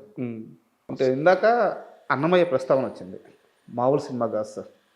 తెలుగు సినిమా ఎన్ని సంవత్సరాలు బతుకుంటుందో అన్ని సంవత్సరాలు గుర్తుండిపోయే సినిమా అన్నమయ్య. అంటే అప్పటిదాకా నాగార్జున గారిని చూసిన విధానం వేరు, అన్నమయ్యకు వచ్చేలాగా పూర్తి డిఫరెంట్. సో ఆ సినిమాకి మేకప్ వేయడం అంటే ఒక ఛాలెంజింగే. అది అన్నమయ్య సినిమాకి అప్పుడు రాఘవేంద్ర గారు వీళ్ళందరూ కూర్చొని నాగార్జున గారికి మీసం తీసేయాలరా ఈ సినిమాకి అని, మీసం ఎట్టిపోతే తీసేయాల్సింది అన్నమయ్యకి. ఓ పిల్లక ఉంటుంది ఇలా ఇలా ఏదో స్కెచ్ చేసి చూపించారు. నాకు భయం వేసింది యాజ్ మేకప్ ఆర్టిస్ట్గా. నాగార్జున గారు మీసం తీస్తే ఎట్టి బస్సులో వర్కౌట్ అవ్వదు, బట్ ఇది ఆయనకు చెప్పాలి, మీసం తీయకూడదు. అప్పుడేంటి పౌరాణిక సినిమాలు ఈ దేవుడి సినిమాలు వచ్చేస్తే వాళ్ళకి మీసాలు ఉండకూడదు, ఇది ఒక ఆనవాయితీ పద్ధతి ఇది. సరే మీసం తీసేస్తే మట్టికి నాకు ఆయన తెలుసు కదా, ఆయన ముఖం ఎలా ఉంటుంది ఏంటి, మీసం తీసేస్తే ఎలా ఉంటుంది. సరే ఆయనతో సార్ అట్టగా సార్ మనం మీసం తీయద్దు, ట్రిమ్ చేసుకుందాం కావాలంటే, కానీ మీసం ఎట్టి పరిస్థితి తీయద్దు. కాదురా మరి డైరెక్ట్గా తీసేమాట, తీయద్దు సార్. దర్శనరాజు గారికి చెప్పి తిరుపతిలో కొన్ని అన్నమయ్య ఫోటోలు దొరుకుతాయండి, అన్నమయ్య కీర్తనలో, అవి నాకు ఒక 10-15 కావాలండి, ఆ బొమ్మలు చూడాలి నేను అంటే అది తెప్పించారు. దాంట్లో ఫస్టే ఒక దాంట్లో మీసం ఉంది తిప్పేలా అన్నమయ్యకి, హనుమాచార్యుడికి దొరికింది. అది తీసుకెళ్ళి సార్ మీసం వెళ్ళి అది తీసుకెళ్ళి అక్కడి నుంచి మీసం పెట్టాం. ఇది మా డిపార్ట్మెంట్లో పెద్ద వాళ్ళకి అన్నమయ్యకి మీసం ఉంటాం ఏంటి. ఈ గొడవ కారణం మీరేనా? ఇండస్ట్రీలో చాలా పెద్ద గొడవ అయిందంటే. పెద్ద గొడవ మీ నుంచే. వాడు పెద్ద ఇట్లా అంటాడు, వాడు మేకప్ మ్యాను, దానికి ఒక మీసం, అన్నమయ్యకి మీసం ఉంటాం ఏంటి నవ్వుతాడు. ఈయనేమో చంద్ర అంటాడు, వాడు ఏం చెప్తే అది అంటాడు అసలు అని పెద్ద పుకారు అయిపోయింది ఇండస్ట్రీ అంతా. ఇదేందబ్బా ఇది విచిత్రం ఇది. ఇప్పుడు చాలా మ్యాగజైన్లో కూడా ఆర్టికల్ ఏంటి అసలు మామూలు కాదు ఇది. ఇదేందబ్బా ఇది అందరూ మేసం ఉంటే అంటే, ఇప్పుడు ఆర్టిస్ట్గా నాకు తెలిసి మేకప్ ఆర్టిస్ట్గా ఫస్ట్ గుర్తించాల్సింది ఏంటంటే, చాలామంది మేకప్ మ్యాన్లు మేకప్ వేసేసి వెళ్ళిపోవడం కాదు. మా వాళ్ళకి కూడా చెప్తున్నా, ఆర్టిస్ట్కి ఏ లుక్ అయితే బాగుంటుంది, ఎలా బాగుంటుందో ముందు మైండ్లో స్కెచ్ మనం ఏర్పరచుకోవాలి, అంటే తెలుసుకొని దాని ప్రకారమే మనం మేకప్ వేసుకోవాలి. ఒకళ్ళు రౌండ్ మొక్క ఉంటుంది, కోల మొక్క ఉంటుంది, ఒకళ్ళు సంథింగ్, ఒకళ్ళకి చిన్న కన్ను ఉంటుంది, ఒకళ్ళు పెద్ద కన్ను ఉంటుంది, ఒక జా వచ్చేసి ఒకళ్ళకి ఎక్కువ ఉంటుంది, ఒకళ్ళకి తక్కువ ఉంటుంది, చాలా ఉంటాయి, డిఫికల్ట్ ఉంటాయి ఫేస్లో. ఇది మనం వేసేసామంటే కాదు. సరే ఇది స్టార్ట్ అయింది, ఆల్రెడీ కేరళ వెళ్ళాం, కేరళలో షూటింగ్ స్టార్ట్ అయిపోయింది, బొట్టు గిట్టు అంత అయిపోయింది. విన్సెంట్ గారి మధ్యకి నువ్వు ఎవరి మాట ఆయనకు చాలా బాగుంది అన్నాడు కెమెరా విన్సెంట్ గారు, పెద్ద ఆయన దగ్గరికి వెళ్ళి ఏం సార్ ఎలా ఉంది, నాకు బాగుంది, ఏం భయపడద్దు, అందరూ అలా మాట్లాడతారు, నువ్వేముంది, నాకు ఇదే టింట్ కావాలి అని చెప్పాడు. ఇప్పుడు స్టార్ట్ అయింది. సెకండ్ గెటప్ వచ్చింది, ముసలి గెటప్. ముసలి 92 years కాదు, మిడిల్కి ఏం చేద్దామరా అంటే, మిడిల్కి అప్పుడు మార్చా, ఆ విగ్గు ఒకటి తీసుకొని ఫస్ట్ టైం విగ్గు పెడతాం ఆయనకి, ఆ విగ్గు పెట్టి తీసి ఒక పిల్లక పెట్టేటప్పటికి అప్పుడు రామ్ గోపాలన్ గారు వచ్చారు ఎన్ఐటి స్టూడియోకి, నాచారంలో ఉంది కదా, అక్కడ చేస్తున్నాం, సాంగ్ చేస్తున్నాం, ఇద్దరు రమ్యకృష్ణను అమ్మాయితో సాంగ్ నిగమ సాంగ్ ఏదో చేస్తున్నాం, క్లైమాక్స్ సాంగ్, ఇద్దరు చనిపోతారే ఆ సాంగ్ చేస్తున్నాం, అక్కడ వేసాను ఫస్ట్.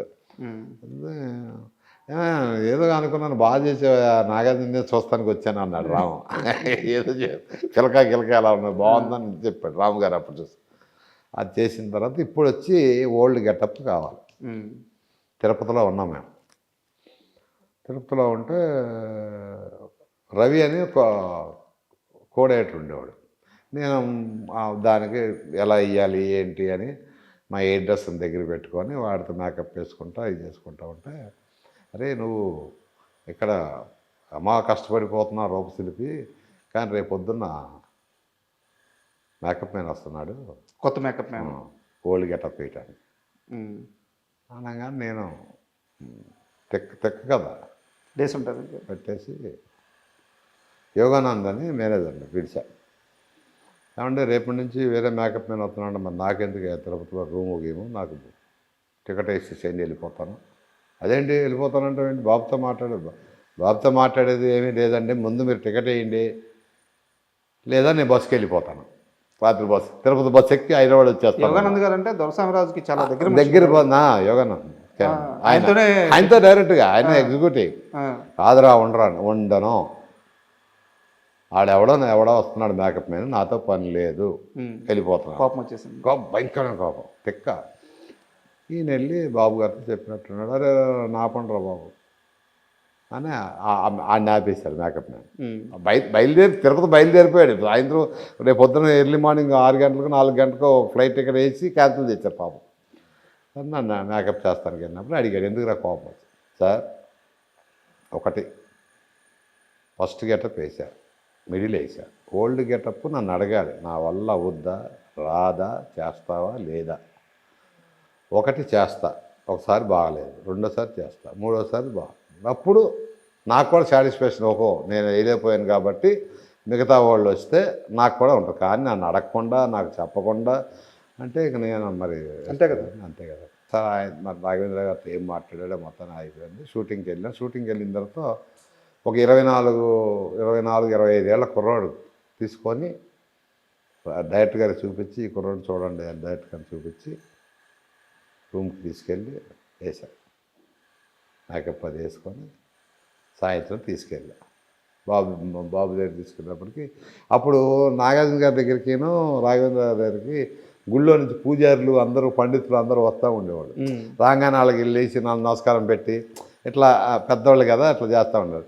వీడిని తీసుకెళ్ళేప్పటికి ఆయన చూడంగానే ఎవరో పూజారి వచ్చాడని మా బాబే లేచి సత్యం లేచి దండం పెడుతున్నాడు. కాదండి మేకప్ వేసాను, నాగార్జున గారికి దండం పెట్టా, ఆడికి ఆ కుర్రోడికి మేకప్ వేసి తీసుకొచ్చాను కదా అతనికి అని మేకప్ వేశాను. సార్ అరే మా ఇంత బాగా వేసావు కదా, బాగుందిరా, పద అని చెప్పి డైరెక్ట్గా డెమోలాగా చేశా.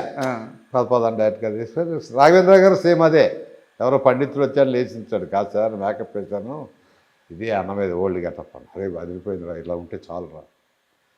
ఓకే, ఇక అక్కడి నుంచి ఆ ఓల్డ్ గెటప్ వచ్చేటప్పుడు సినిమా అసలు అంటే అక్కడ ఒక మెరికల్ ఏంటంటే ఆ సినిమాకి ఏం చేసినా సక్సెస్ ఏడుకొండల స్వామి దయ వల్ల. ఇంత కూడా మాకేం ఎక్కడా కూడా ప్రాబ్లమ్స్ అనేది లేదు, ఏమీ లేదు. తిరుపతిలో కానీ వేసినట్టు సక్సెస్ సినిమా, అదొక గ్రేట్ సినిమా. అదొకటి. ఒక నెల క్రితం సుమన్ గారిని కలిశాను నేను, సుమన్ గారిని ఇంటర్వ్యూ చేశాను. ఆయన అన్నమయ్య గురించి చెప్తా, అసలు ఆయన మాట్లాడుతుంటే ఒక రకమైన ఉద్వేగానికి గురైపోతున్నారు. ఎన్ని నెలలు షూటింగ్ జరిగినంతకాలం ఆయన ఎంత నిష్ఠగా ఉన్నారో. ఆయన నిష్ఠగా ఉన్నవాడు, ఆయన స్టూల్ మీద కూర్చునేవాడు, మరి ఇంటికి వెళ్ళి కూడా షాప్ మీద పడుకునేవాడు. ఆయన వెంకటేశ్వర స్వామి గెటప్ ఉన్నంతకాలం చాలా నిష్ఠగా ఉన్నాడు. సుమన్ గారు చాలా ఆనెస్ట్, చాలా చాలా మంచోడు.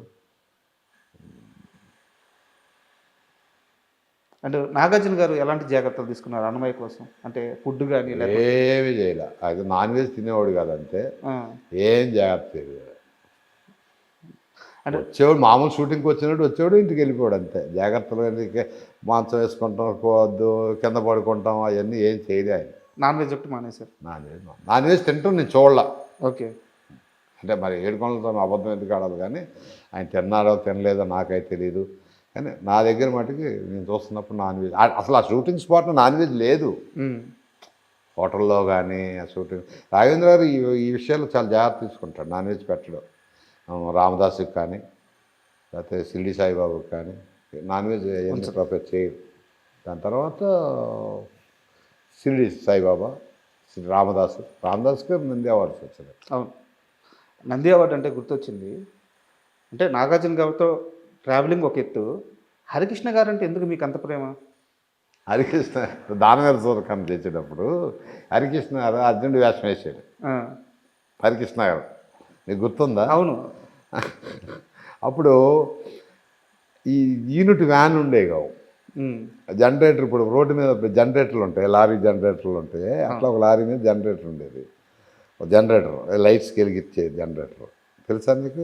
గుర్తుందా? నాకు అంత ఐడియా లేదు సార్. యూనిట్కి వచ్చేటప్పుడు వెనక జనరేటర్ ఒకటి పెద్దది. ఇప్పుడు కరెంట్ లేకపోతే జనరేటర్ ఒకటి పెడతారు చూడు, రోడ్డు మీద తీసుకెళ్తుంటారు, అంటది. అలాంటిది ఉండేదన్నమాట. ఓకే. కరెక్ట్గా అది ఒక గంటన్నర తర్వాత వేడెక్కి ఆగిపోయేది ఇంజిన్. ఆగిపోతే ఈయన వచ్చి బాగు చేస్తేనే అది స్టార్ట్ అయ్యేది. హరికృష్ణ గారు ఓహో, ఆయన దగ్గరికి పరిగెత్తుకుంటూ వెళ్ళి రెంచ్ అని అది అని అందిస్తే అలవాటైపోయింది నాకు. మెకానిక్ మొత్తం వచ్చు, మెకానిజం అంతా వచ్చు. ఆయన తీసి దాంట్లో డీజిల్ పోదా చేసి అట్లా ఆ సామాన్ అందించడం కోసం వెళ్ళిపోయేవాడిని. ఆ జనరేటర్ ఆఫ్ అవ్వగానే ఆయనకి ఆ రెంచులు గించులు కటింగ్ లేరు అంటే అందించాడు. అట్లా అంటే యాక్చువల్గా చెప్పాలంటే చిన్న వయసు కదా నాన్న, భయం ఉండేది కదా. హరికృష్ణ గారు రామారావు గారు అబ్బాయి, రామారావు గారు మనం భయపడతా ఉండాలి. 14-15 ఏళ్ళ వయసు, ఏం తెలుస్తుంది? చాట్లీ 16 ఏళ్ళు కదా, చెడ్డీలు వేసుకుని వెళ్ళినోడిని. పెద్ద పట్టించుకున్నాడు. రాజన్నాడు ఎలా ఇడ్లీ తిన్నావా అనేవాడు. ఆయన తిన్నాను. ఎన్ని తిన్నా? 4 తిన్నా. 4 ఏంటి రా, 2 తినరా, 2 వడ తిన్నా అంటే చిన్న అట్లా అట్లా హరికృష్ణ గారితో నాకు బాగా ఎఫెక్షన్. ఎందుకు వచ్చిందో తెలియదు, ఆయన అంటే చాలా ఇష్టం నాకు. ఆ తర్వాత సీతారామరాజు, దానికి కూడా నంది అవార్డు. సీతారామరాజు. సో సీతారామరాజు సినిమాలో అంటే హరికృష్ణ గారి సినిమా కెరీర్ అంతా చూసుకుంటే ఒక రకమైన మేకప్ ఉండేది. సీతారామరాజుకు మాత్రమే చాలా అద్భుతంగా ఉంటుంది. ఫేస్ కూడా టైట్ షాట్, క్లోజ్ షాట్ పెట్టినా కానీ చాలా అద్భుతంగా కనిపిస్తారు. అది మేకప్ ఉండేది. కానీ ఏం చేశానంటే నేను కెమెరామెన్ పేరేంటే ఆయన దగ్గరికి వెళ్ళి హరికృష్ణ గారు ఫేస్ క్లోజ్ పెట్టినప్పుడు కనపడకుండా కొద్దిగా అవుట్ పెట్టుకో అనుకున్నాడు. వెంట్రుకు మాత్రం లెన్స్ అని అవుట్ చేసి పెట్టుకోమన్నా, వెంట్రుకు మాత్రం. అప్పుడు ఈ లొట్టలు ఉండేవి కదా, ఆ అవుట్ ఫోకస్లో స్ట్రేట్గా కనబడేది. పెద్ద మేకప్ విజ్ కాదు అది. నాకున్న తెలివితేటగా ఏం చేశానంటే ఆ లెన్స్ కొద్దిగా ఫుల్ ఫోకస్ పెట్టకుండా అట్లా ఒక ఎంట్రీ వాస అట్లా చిన్న టెక్నిక్. అక్కడితో అద్భుతంగా అక్కడ మచ్చలు కనపడం. అవును. అది ఏంటంటే అవుట్ ఫోకస్ వల్ల ఆ మచ్చ అట్లా అట్లా అయ్యేది కదా, అన్నిగా అయ్యేది. స్టేట్లో ఉండేది అంతే. అండ్ హరికృష్ణ అంతే. మేకప్ బాగా చేశాను, చేయట్లేదని కాదు, బట్ అవుట్ ఫోకస్ వల్ల ఫేసు. ఈ మధ్యకాలంలో నాగార్జున గారు ఒక మీటింగ్లో మాట్లాడుతూ ఆయన వెంకట గారితో సహా ఎవరిని అన్నాని పిలవరంట, ఒక్క హరికృష్ణ గారిని మాత్రమే అన్నాని పిలుస్తారు. అవును. ఏంది వాళ్ళిద్దరి మధ్య అంత బాండింగ్ ఏంటి? ఇద్దరు బాండింగ్ కాదండి అది. నాగార్జున గారు అంటే హరికృష్ణ గారికి నిజంగా ఎక్కడలేని ప్రేమాభిమానం ఉండేది. భయంకరంగా. నాకు అప్పుడప్పుడు ఫోన్ చేస్తా కూడా, తమ్ముడు ఎలా ఉన్నాడురా ఏంటి, క్యాజువల్గా ఉన్నప్పుడు ఆయన నాతో మాట్లాడుతూ ఉండేవాడు. అన్నయ్య బాగుంటా, తమ్ముడు బాగున్నాడా, అవి ఉన్నాయండి. అంటే అది తెలియని ఎఫెక్షన్ అండి వాళ్ళిద్దరిది. ఇప్పుడు ఎఫెక్షన్ ఎందుకు పుట్టుద్ది అనేది ఎవరు చెప్పలేడు నాన్న. ఫలానా చేస్తేనే ఎఫెక్షన్ ఉంటుంది, ఫలానా చేయకపోతే కోపం వస్తుంది అని చెప్పడానికి లేదు. ఎఫెక్షన్ అనేది ఎందుకు పుట్టుద్దో తెలియదు. నాకు అట్లాగే కదా, మరి చిన్నప్పటి నుంచి ఆయనతో తిరిగాను. ఆయన అంటే ఇష్టం. ఆ ఇష్టం ఎందుకు ఏర్పడుద్ది అంటే చెప్పలేం. అది మంచి మూమెంట్ ఏమైనా ఉందా వాళ్ళిద్దరి మధ్య? హరికృష్ణ కదా, రాత్రి నాకు హరికృష్ణ సీతారామరాజు చేసేవాడు. 10:30-11 ఫోన్ చేసేవాడు. చంద్ర రేపు పొద్దున మన లొకేషన్లో 3:30 కొంటున్నాం అనేవాడు. తెల్లారుజాము 3:30. ఎక్కడది? శంషాబాద్ పాత గుడి ఒకటి ఉంది కదా, ఆ గుడి. సార్ తెల్లారుజాము 3:30 ఏంటి సార్ అండి, వస్తున్నావా రావట్లేదా? వెళ్ళేవాడిని. ఆ చిన్న బడ్డీ కొట్టు ఉండే, టీ కొట్టు, అక్కడ కూర్చునేవాడు. ఆయన వచ్చేవాడు, నేను వచ్చేవాడు. అక్కడి నుంచి లొకేషన్కి వెళ్ళాను. ఇట్లా ఆ సాంగ్ చేస్తున్న, గుళ్ళో సాంగ్ చేస్తున్న అన్నాళ్ళు 3:30కి మేము కలిసేవాళ్ళం. 3:30కి వెళ్ళి ఆయన 3:30కి ఉండేవాడు, నేను 3:30కి ఉండేవాళ్ళం. అంటే 12 గంటలకు 1 గంట 2ంటికి బయలుదేరితే 3:30కి అక్కడ ఉండేవాళ్ళం. మేము వెళ్ళి కూర్చుంటే అసలు ఎవరు వచ్చేవాడు కాదు. ఏది లైట్ మ్యాన్లు కానీ కెమెరాలు కానీ ఏమి వచ్చేవి కాదు. తెల్లారుజామున 3:30 కల్లా పిలిచి మరి ఒక్కోసారి ఆయనకి ఇష్టమైతే నువ్వు 5 హోటల్కి వచ్చేయలేనివాడు. ఆయన వారి హోటల్ ఉండేది కదా. రామకృష్ణ స్టూడియోలో హోటల్ ఉండేది కదా, వెళ్ళేవాడిని. కావాలని ఏడిపించేవాడు అనమాట, అంతే. దాని తర్వాత హరికృష్ణ గారితో ఇంకేమైనా సినిమాలు చేశారు సార్ మీరు? చేయలేదు. అదొకటే లాస్ట్. కాకపోతే బాగా కలిసేవాడు. మా మదర్ పోయినప్పుడు కూడా ఇంటికి వచ్చారు ఆయన. ఓకే. ఎప్పుడు ఆయన గుర్తొచ్చినా కూడా ఫోన్ చేసేవాడు, రమ్మనేవాడు. ఆ ప్రేమతోనే జూనియర్ అంటే ఎక్కువ ఇష్టం నాకు. జూనియర్ అంటే ఎప్పుడన్నా కలిసారా? జూనియర్ బాగా కలుస్తాం. హరికృష్ణ గారి దగ్గరికి వెళ్ళేటప్పుడు ఆ చిన్నప్పుడు ఎప్పుడన్నా చూసారా? చిన్నప్పుడు అంటే మన ఈ సినిమాకి వచ్చేవాడు, మన అదే మన హరికృష్ణ సీతారామరాజుకి జూనియర్ వచ్చేవాడు. అవునా? వచ్చి ఉండేవాడు, మాట్లాడుతూ ఉండేవాడు. అట్లా పరిచయం మళ్ళీ వాడు. ఎలా ఉండేది అల్లరి? ఏ ఇప్పుడు పెద్ద హీరో అంటే ఓకే, కానీ అప్పుడు చేసేవాడు అన్నేవాడు. పోతే అంటే వాడు ఏమనుకుంటాడో పాపం ఇప్పుడు చూస్తే. కానీ అమ్మ వాళ్ళ ఫ్యాన్స్ అందరు కదా, ప్రేమతోనే కదా మీరు అనేది. ప్రేమతో అన్న అంత చాలా చిన్న కుర్రాడు, ఎంత 10-12 ఏళ్ళ కుర్రాడు అప్పుడు పెట్టేవాడు. తర్వాత అక్కడికి వెళ్ళేవాళ్ళం. నాని, ఇప్పుడు ఎమ్మెల్యే నాని ఉన్నాడు కదా, నాని బాగా హరికృష్ణారామట ఉండేవాడు. జూనియర్ ఎన్టీఆర్ వీళ్ళంతా వచ్చి బ్యాచ్ అనమాట. నాని ఏడిపించటం. నాని కూడా 12 ఏళ్ళ నుంచి తెలుసు, చిన్నపిల్లడు జూనియర్ ఎన్టీఆర్ మా కళ్ళ. కాకపోతే ఒక చెయ్యి కాలు సరిగ్గా ఉండేది కాదు, ఒక దగ్గర ఉండేది కాదు. హోటల్ రూమ్లో పైన దూకటం చేయటం. అప్పుడే నన్ను పెట్టి సినిమా తీయన్నా మావా అనేవాడు. నాని చేస్తానే అనేవాడిని. ఆ చూస్తే పొట్టికి ఎంత ఉండేవాడు. ఏం సినిమా ఇంక పెరగాలి, చాలా టైం ఉందని అనుకునేవాడు నేను. ఏదైనా మంచి మనుషులు అండి, రామారావు గారు కానీ, నాగేశ్వర గారి ఫ్యామిలీ కానీ, వాళ్ళు కానీ మంచి మనుషులు.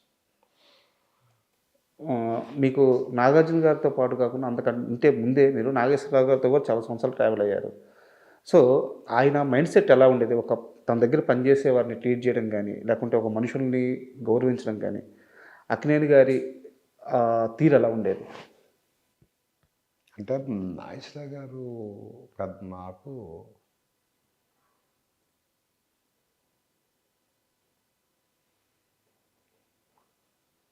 తీరి అంటే అదొక లైఫ్ నాన్న. అది ఎట్లా అంటే గౌరవ మర్యాదలు ఎక్కువ ఇచ్చేవాళ్ళం.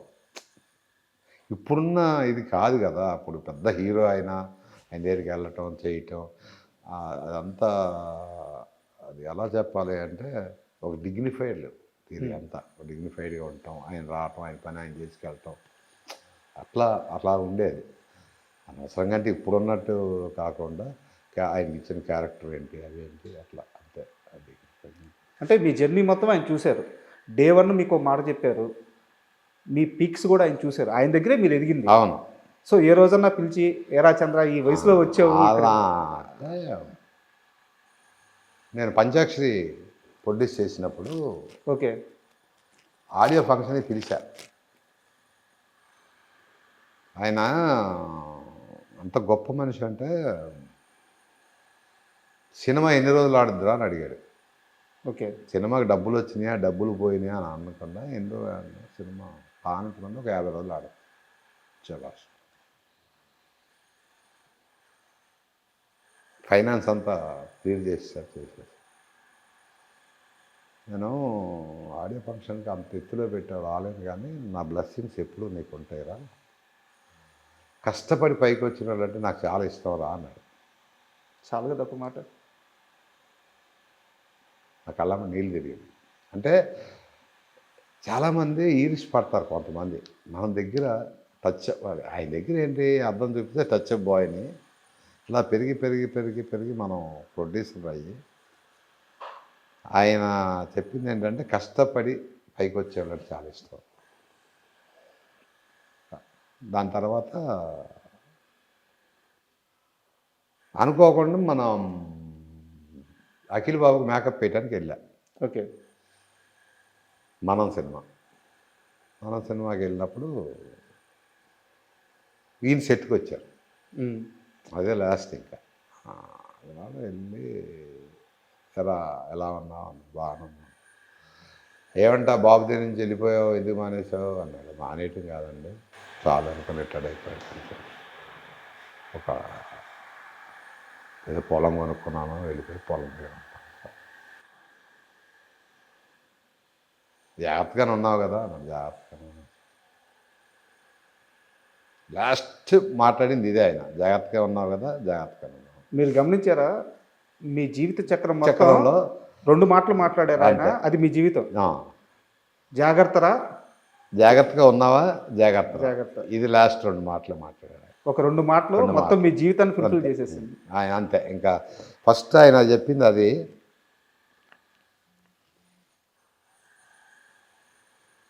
ఉన్నట్లా అవుతాయి, అది మాకు తీరం లోటు. అది ఉమ్.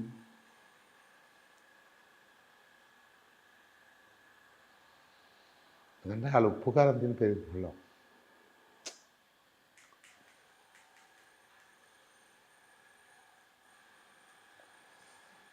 సరే సార్, మిమ్మల్ని బాగా ఎమోషనల్ చేశారు. ఎమోషన్ కాదు, ఆయన కొట్టేవాళ్ళు కాదు, తిట్టేవాళ్ళు కాదు.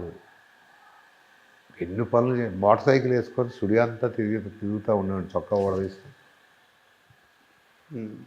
ఒకసారి పిలిచేవాడు, ఎరా స్టూడియో నీ అమ్మ మొగుడుదా అనేవాడు. నవ్వుకుంటూ వెళ్ళిపోయాడు. అంటే చనువు అట్లా అట్లా.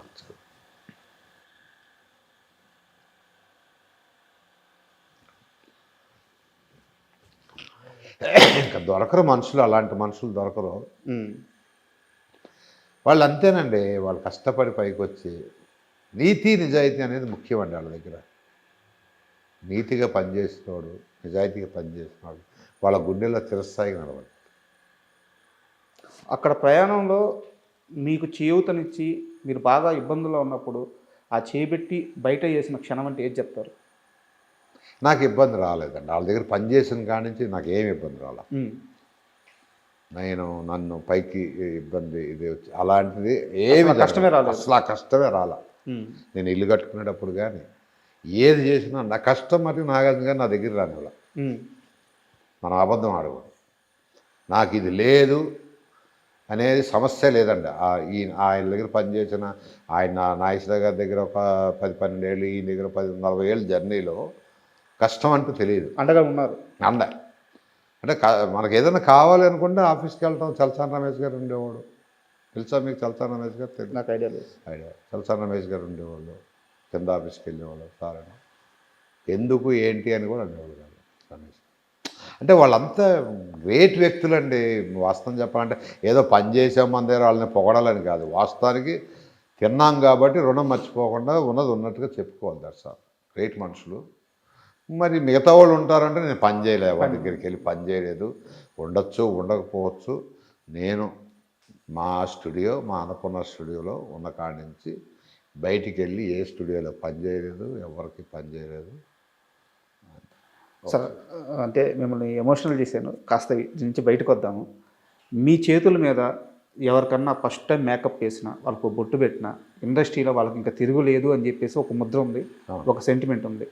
నాకు తెలుసు, మా ఆడియన్స్ కోసం చెప్పండి, మీ చేతుల మీద మొదటిసారి మేకప్ వేసిన ఆర్టిస్టులు ఎవరు? ఒక్కసారి లిస్ట్ చెప్పండి. నేను ఫస్ట్ మేకప్ వేసింది రంగీలలో ఉర్మిళకి. ఓకే. అంటే శివాకి వీళ్ళందరికీ వేసినోండి, వీళ్ళందరూ కొత్త. అయితే ఏంటంటే అక్కడ కంపెనీ చీఫ్ను కాబట్టి వేయాలి, తప్పదు.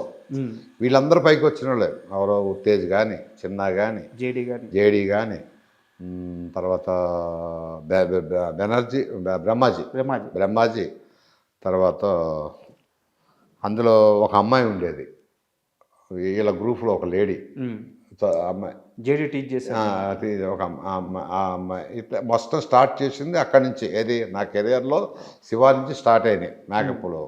అంటే ఫస్ట్ వచ్చిన వాళ్ళతో, అంతకుముందు ఉన్న వాళ్ళు ఉన్నారు.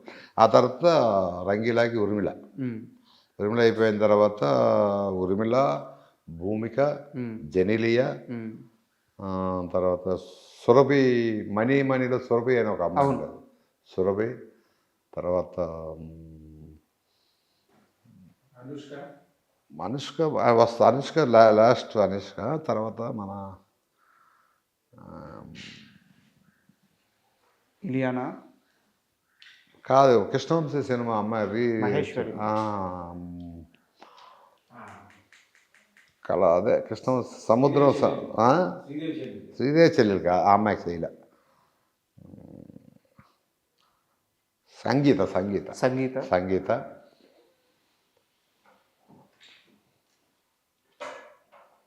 భూమికే చెప్పాను కదా, భూమిక జెనీలియో. తర్వాత స్వీటీ అనుష్క గారు. హరికృష్ణ గారు అబ్బాయి కళ్యాణ్ రామ్. కళ్యాణ్ రామ్ కళ్యాణ్ రామ్ అబ్బాయికి కూడా వేసాం మళ్ళీ. ఓకే. చైతన్య బాబు మా వాళ్ళు అంటే సరే సరే అనుకో, మా వాళ్ళు అఖిల్ బాబు కానీ చైతన్య కానీ. ఏదో పిలుస్తారంట వాళ్ళు, మీరు ఏమని పిలుస్తారు? చైతన్య గారిని బడా మాలిక్ చోటా మాలిక్ అంట. ఇద్దరు చైతన్య బడా మాలిక్ అని పిలుస్తా, అఖిల్ చోటా మాలిక్ అని పిలుస్తా. సో ఇంతమంది ఆర్టిస్టులకి మీరు మొదటిసారి మేకప్ వేశారు, అదొక సెంటిమెంట్గా పంచిపోయింది. అయితే వీళ్ళల్లో మీ ప్రస్తావన వస్తే ముందుగా గుర్తొచ్చేది అనుష్క గారు. అవును. ఆమెకి మేకప్ అంటే నాకు ఒక అలవాటు ఉండేది, నాన్న మధ్యలో వచ్చాను అనుకోవద్దు. నేను బొట్టు పెట్టినప్పుడు ఒక పదం వాడేవాడు, నువ్వు పెద్ద హీరోయిన్ అవుతావు, నాకు డేట్లు ఇస్తావా అని అని అడగటం నేను అలవాటు. అందులో భలేవాడండి ఎందుకేమో ఈ రకంగా చెప్పుకొచ్చేవాళ్ళే, ఇంక్లూడింగ్ రవితేజతో సహా. రవితేజ కూడా మీరే ఫస్ట్ అంటే అంతకుముందు చేశాడు, కానీ హీరోగా వచ్చినప్పుడు కృష్ణవంశీ చేసింది మన సింధూరం సినిమా. వీళ్ళందరూ అసలు మామూలుగా ఉండదు ఎవరు, కానీ ఇచ్చిన మాట గుర్తుపెట్టుకొని నాకు డేట్లు ఇచ్చింది అనుష్క. సార్ అసలు ఫస్ట్ ఎలా వచ్చారు అనుష్క గారు మీ మేకప్ రూమ్కి? ఎలా వచ్చారు, ఎవరు తీసుకొచ్చారు, ఆ జర్నీ ఎలా స్టార్ట్ అయ్యింది? అది ఫస్ట్ వచ్చేసి జగన్ గారు అట్లాగా శివాకి ఒక అసిస్టెంట్ డైరెక్టర్ ఉండేవాడు వాసు అని, నివాస్, మీకు తెలియదు నివాస్, బాంబేలో డైరెక్టర్ వాడి ఫ్రెండ్ ఈ అమ్మాయి. అక్కడి నుంచి ఈ ఫోటోలు కావాలి అనుకుంటే ఈ ఫోటోలు పంపించడం ఇవన్నీ చూసుకుంటాం, తీసుకొచ్చి క్యారెక్టర్ ఉందంటే జగన్ గారు తీసుకొచ్చి చేయటం, అయ్యే ఫోటోషూట్లు చేయటం అంతా అయిపోయిన తర్వాత ఇప్పుడు ఈ అమ్మాయిని పెట్టుకుందామా వద్దా. అక్కడ 7 ఏకర్స్లో కింద షూటింగ్ జరుగుతుంది. అక్కడికి వచ్చిన తర్వాత బాబు ఫోటో బాగానే ఉందండి పెట్టుకోవచ్చు. తర్వాత ఎందుకు అమ్మాయి నా దగ్గర అయిందంటే డ్యాన్స్ వచ్చేది కాదు, కొత్త నలుగురు అమ్మాయికి ఎక్కడి నుంచి తెచ్చారు డ్యాన్స్ మాస్టర్లు అంటే డ్యాన్స్ చేయరు ఈ రకంగా అంటూ ఉంటే పాపం ఆ బాధపడుతూ ఉండేది. నేను మట్టుకు దగ్గరికి వెళ్ళి ఇవన్నీ అట్టాగే అంటారు, భయపడపాక బాధపడపాక. అమ్మాయికి అప్పుడు బాగా సెన్సిటివ్, కళ్ళమండీలు వచ్చేసి వాళ్ళు ఇట్లా అనుకుంటున్నారు, బొమ్మి అంటారు, బొమ్మి ఎట్లా అంటున్నారు, బొమ్మి అట్లా అంటున్నారు, బొమ్మి బాధపడక ఇవన్నీ మామూలుగా అంటూ ఉంటాం. ఏడ్చేది పాపం నా దగ్గర ఏడ్చేది. అయ్యాను రైస్. సో ఇప్పుడు మళ్ళీ మీరు ఎప్పుడు అడిగారు డేట్స్? వెళ్ళి ఈ నెక్స్ట్ ఇయర్ ఉంది నాతో సినిమా నాది. ఫస్ట్ టైం అనుష్క దగ్గరికి వెళ్ళి డేట్స్ ఎప్పుడు అడిగారు? డేట్స్ అప్పటికి అరుంధతి ఇవన్నీ రిలీజ్ కాలా నేను అడిగినప్పుడు. గోపిచంద్ సినిమా శంఖం ఏదో జరుగుతూ ఉంది, సెట్లోకి వెళ్ళి సినిమా తీద్దాం అనిపించింది. అంటే ఒక సి కళ్యాణ్ గారు ఉన్నారు కదా, సి కళ్యాణ్ గారు నాతో ఏం చెప్పారంటే, అరే సినిమా చంద్ర నువ్వు సినిమా చేసుకో, నీకు నేను ఫైనాన్స్ హెల్ప్ చేస్తాను అన్నాడు ఆయన. అంటే సినిమా తీసే కెపాసిటీ మన దగ్గర లేదు కదా. నిజంగా చెప్పండి కళ్యాణ్ గారు, మీరు మళ్ళీ మాట పోకూడదు, మీరు ఫైనాన్స్ చేస్తానంటే నేను డేట్లు తెచ్చుకుంటాను, లేదరా చేస్తాను తెచ్చు. సరే అని నేను అనుష్క గారి దగ్గరికి వెళ్ళి ఎట్లా ఉంది ఇలా ఉంది, ఇస్తావా అంటే ఇస్తాను అన్నప్పుడు అడగంగానే కథ ఇంకేం వినలా, డేట్లు అడిగాను అంతే. అసలు నేను సినిమా చేస్తున్నాను ఇస్తావా, కథ ఏంటి ఏం అడగల. తర్వాత నేను ఇంత అమౌంటే ఇస్తా, అంతకంటే ఎక్కువ ఇవ్వలేను, అమౌంట్ వద్దు అది కాదు అమౌంట్ ఇస్తా. ఒక అమౌంట్ ఫిక్స్ చేశాను, అమ్మాయి అమౌంట్ కూడా ఫిక్స్ చేశాను. చేసిన తర్వాత నా ఫ్రెండ్ శ్రీనివాస్ అని అతను ఉంటే ఆయన దగ్గరికి వెళ్ళి ఒక 5 lakhs తీసుకొని అవి తీసుకెళ్ళి అనుష్క ముందు ఇచ్చా రామనాయుడు స్టూడియోలో. అక్కడి నుంచి కథ ఆఫీస్ తీస్తాం, కథ అది ఇదని కథ చెప్పించి తర్వాత సముద్రాన్ని తీసుకొచ్చి పట్టాలెక్కింది. ఎంత సంపాదించుకున్నారు అనుష్క గారి డేట్స్ వల్ల? ఒక 2.5 కోట్లు సంపాదించాను ఆ రోజుల్లో. అంటే 2009. అయితే డేట్లు ఇచ్చి కథ అంతా అయ్యేటప్పటికి ఏమైపోయింది, అరుంధతి పీక్ లెవెల్ హిట్. మన సినిమా ఇంకా సెట్స్ మీద ఉంది. సెట్ మీద కూడా లేదు, ఇంకా లేదు. ఇంకా కథలో అది అని ఇదని అంటాను. అది అందరు కలిసి లక్కీ ఫీల్ అవరా నువ్వు, సినిమా ఫీల్డ్ తెలుసు కదా, మామూలే కదా, నువ్వు అదృష్టవంతుడు అది ఇది అది. నాకు లోపల భయం, ఇంత పెద్ద సినిమా హిట్ అయింది, ఈ అమ్మాయి మనకు డేట్లు ఇస్తుందా ఇవ్వదా. 2 ఉంటాయి సినిమా ఫీల్డ్లో, ఒకటి ముందు ఒకలాగా ఉండే వెనక ఒకలాగా ఉండేవాళ్ళు చాలామందిని చూశాను నేను. సరే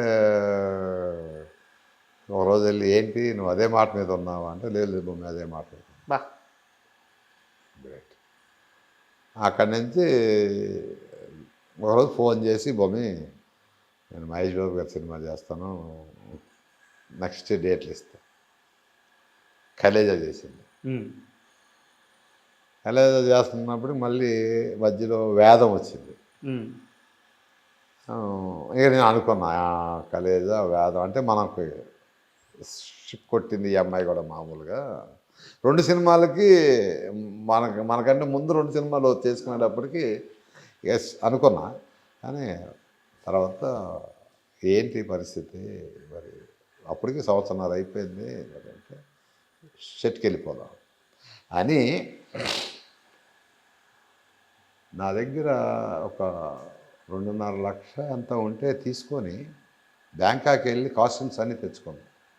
ఇంకో 2.5 లక్ష వేసి 5 లక్షలు పెట్టి నా దగ్గర 2.5 ఉన్నాయి. నా కాస్ట్యూమ్స్ అవన్నీ కావాలి అంటే ఎవరో వెళ్ళి ఏంటంటే, నేనే బ్యాంకాక్ వెళ్ళి, ఆ అమ్మాయి బ్యాంకాక్ వెళ్ళి నా సినిమా కాబట్టి సొంతంగా ఆ అమ్మాయి బట్టలు కొనుక్కొచ్చింది. తనకైతే ఎవరైనా ఉంటారా ఈ రోజుల్లో? అందుకేనా మీ అరుంధతిని ఎక్కడ పెట్టుకున్నారు? అమ్మాయి ఎప్పుడూ ఉంటుంది, లైఫ్ లాంగ్ ఉంటుంది అమ్మాయి.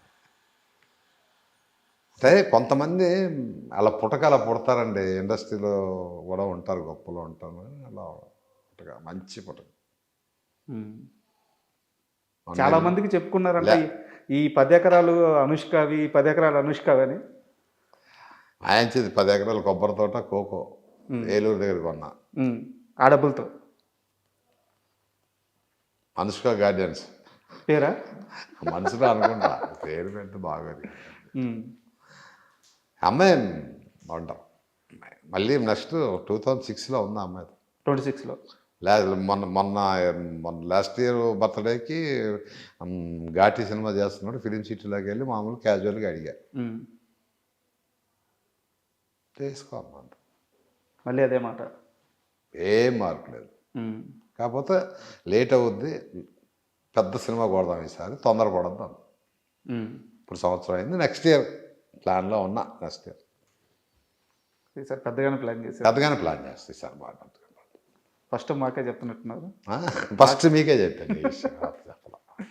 అంటే ఇక్కడ ఇంకో డౌట్ వచ్చేసి, నాగ చైతన్య గారి లాంచ్ పూరి జగన్నాథ్ గారి చేతుల మీద జరగాల్సి ఉంది, ఒక కథ కూడా రెడీ చేశారు, మీరు మేకప్ టెస్ట్ కూడా చేశారు అని తెలిసింది. నీకేమని చెప్పారు?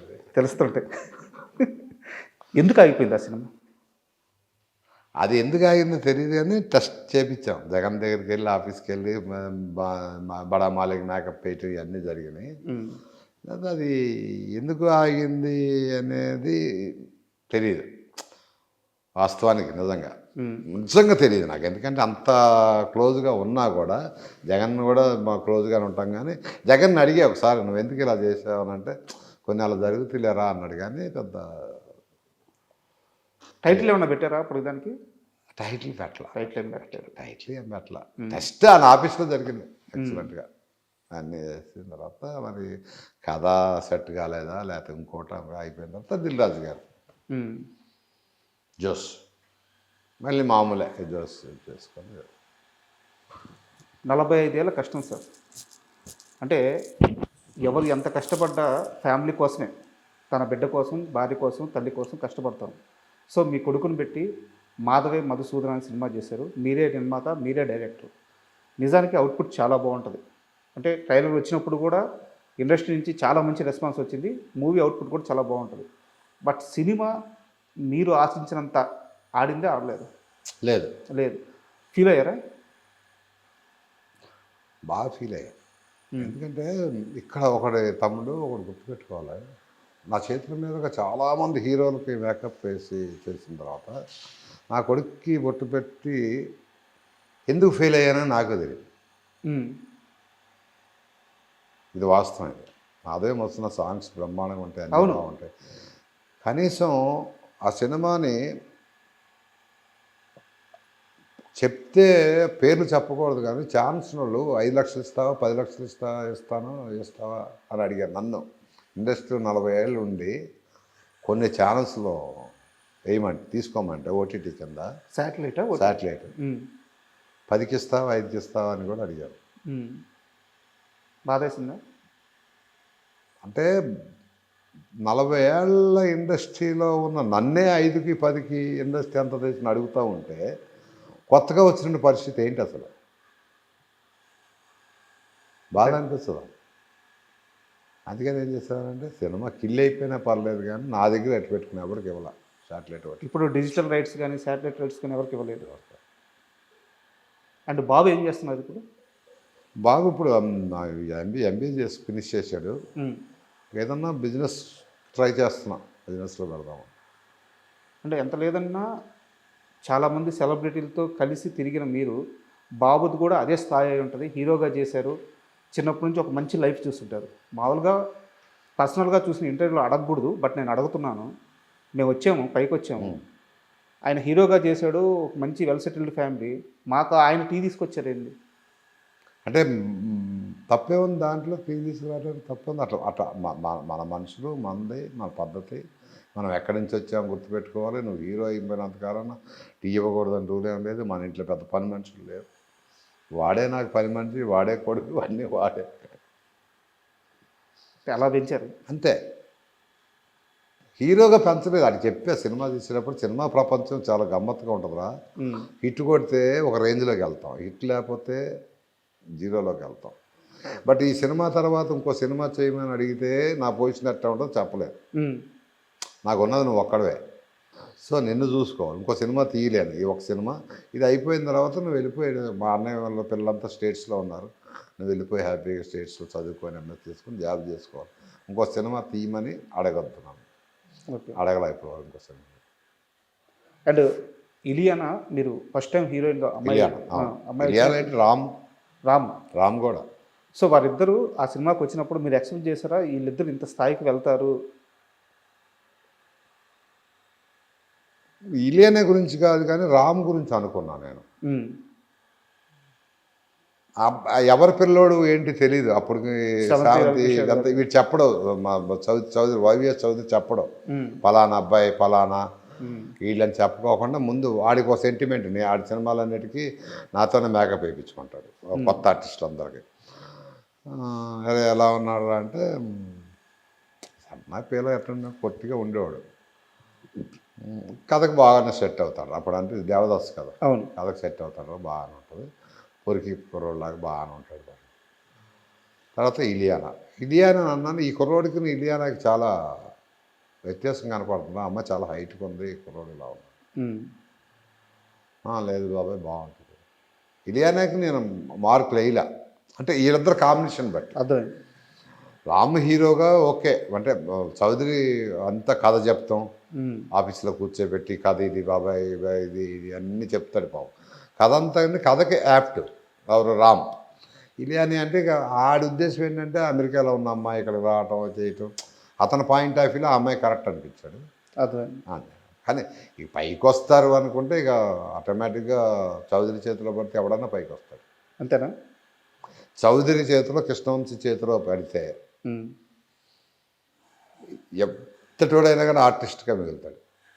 నా అనుభవంతో చెప్తున్నాను నేను. రాసి రంపాన పెడతాడు, వచ్చేదాకా విరగదీస్తాడు. హీరోయిన్ కానీ డైలాగ్ కానీ ఇది కానీ వీళ్ళిద్దరూ పెద్ద మాస్టర్స్ అన్నమాట పైకి తీసుకోవడం. అంటే ఆర్టిస్ట్ తయారు చేయటం. అర్థమైంది. కొత్తని తీసుకొచ్చైనా సరే, ఇప్పుడు నాగేశ్వర గారితో చేసాం మేము సినిమా, దాంట్లో వెంకట్ వాళ్ళంతా కొత్త వాళ్ళే. అండ్ నాగార్జున గారి దగ్గర మీరు వర్క్ ఆపేసి బయటకు వచ్చిన విధానం గురించి ఇప్పటికే చాలాసార్లు చెప్పారు. అందుకని నేను ఇందాక నుంచి అడగలేదు. బట్ అడగలేక ఉండలేకపోతున్నాను. మీ ఎగ్జిట్ నిజంగా సాఫ్ట్గా జరిగిందా? 100% సాఫ్ట్గా. ఉమ్, అంటే సాఫ్ట్గా జరిగిందంటే ఇక్కడ ఒకటి చిన్న అంత నాకు సాఫ్ట్గా అనుకుంటే సాఫ్ట్గానే వచ్చేసాను, కానీ ఒక చిన్న ప్రాబ్లం జరిగింది నాన్న ఇక్కడ. అంతకుముందే ఆయనతో చెప్పిన మాట వాస్తవం. ఇది నాకు ఒక 55 ఏళ్ళు వచ్చేటప్పటికల్లా నేను రిటైర్డ్ అవుతాను అని చెప్పడం వాస్తవం. ఆ ప్రాసెస్ జరుగుతూ ఉన్నప్పుడు మేము రగడ సినిమాకి బాదామి వెళ్ళాం. బాదామి వెళ్ళి బాదామిలో షూటింగ్ జరుగుతూ ఉన్నప్పుడు ఇక నైట్ టైము కొద్దిగా మామూలుగా డ్రింక్ చేయటం వాళ్ళు మామూలే కదా, డ్రింక్ చేస్తున్నప్పుడు మా మదరుకి ఒక ఆమెకి 96 ఇయర్స్. ఆవిడ ఏజ్ అయిపోయినప్పటికీ ఆవిడకి బ్రెయిన్ సరిగ్గా పనిచేసేది కాదు. అంటే చిన్నప్పుడు మాటలు మాట్లాడటం, చిన్నప్పుడు చేయటం, ఇంట్లోంచి బయటికి వెళ్ళిపోవటం, లేదా తలుపు తీయమంటాం, మా నాన్న పిలుస్తున్నాడు అంటాం, ఇట్లా ఒక టార్చర్ ఉండేది నాకు ఇంట్లో. ఏజ్ అయిపోయింది బాగా టార్చర్ ఉండేది. ఇది బాబు గారికి కూడా తెలుసు. అంటే అక్కడ ఒక చిన్న ఇదంతా ఇది జరుగుతూ ఉన్న ప్రాసెస్లో అక్కడ ఒక వ్యక్తికి నాకు గొడవ వచ్చింది. ఇది దాచిపెట్టారు. వ్యక్తికి నాకు గొడవ వచ్చినప్పటికీ వాడికి నాకు గొడవ అయినప్పుడు ఈ ఫోన్ వచ్చింది నాకు. ఇక్కడ అమ్మ గోల చేస్తుంది, మా మిస్సెస్. ఆ గొడవ ప్లస్ ఈ ఫోన్కి ఏం చేశారంటే అర్ధరాత్రి కూడా 11:30 కారు వేసుకొని బాదామి నుంచి హైదరాబాద్ వచ్చేసారు. ఇది ఇంట్లో నాగార్జున గారు చెప్పకుండా. ఆయన చెప్పాలి, వెళ్తున్నానని చెప్పాలి. ఇంకొక 2 రోజులు అయితే షూటింగ్ లేదు, రేపు ఇంకో 2 రోజులు అయితే అయిపోద్ది. కానీ ఈ తిమ్మిరి మీద ఉంటాం ప్లస్ మా అమ్మ గొడవ, సర్లే అని వచ్చే. సరే, నేను అంటే నాకు తెలుసుకున్నాను కాబట్టి అడుగుతున్నాను. నాగార్జున గారికి కోపం ఎక్కడొచ్చిందంటే తెల్లారు లేచిన తర్వాత మీరు ఆ రోజు రాత్రి అతన్ని కొట్టారట. ఎవరిని? ఆ అబ్బాయిని కొట్టారట, గొడవ పడిన అబ్బాయిని. అది చెప్తాం కొట్టాము కొట్టకుండా కొట్టాము డైరెక్ట్గా ఇంటర్వ్యూలో అవడం చెప్తాడా? ఆయన చాలాసేపు చంద్ర అనవసరంగా ఒంటి మీద చెయ్యడు. అవును, చంద్ర మీ సైడ్ స్టాండ్ తీసుకొని చాలాసేపు నిలబడ్డాడంట. తీరా మీరు అక్కడ లేరు అని తెలిసిన తరువాత చాలా బాధపడ్డారట. అవును, నిజమేనది? అది నిజమే. ఫోన్ చేశారు నాకు, లేనని తెలిసిందా, ఫోన్ చేశారు నాకు. నేను అప్పటికి హైదరాబాద్ వచ్చేసాను. 6:37 ఎక్కడన్నా రానని హైదరాబాద్ వచ్చేసాను.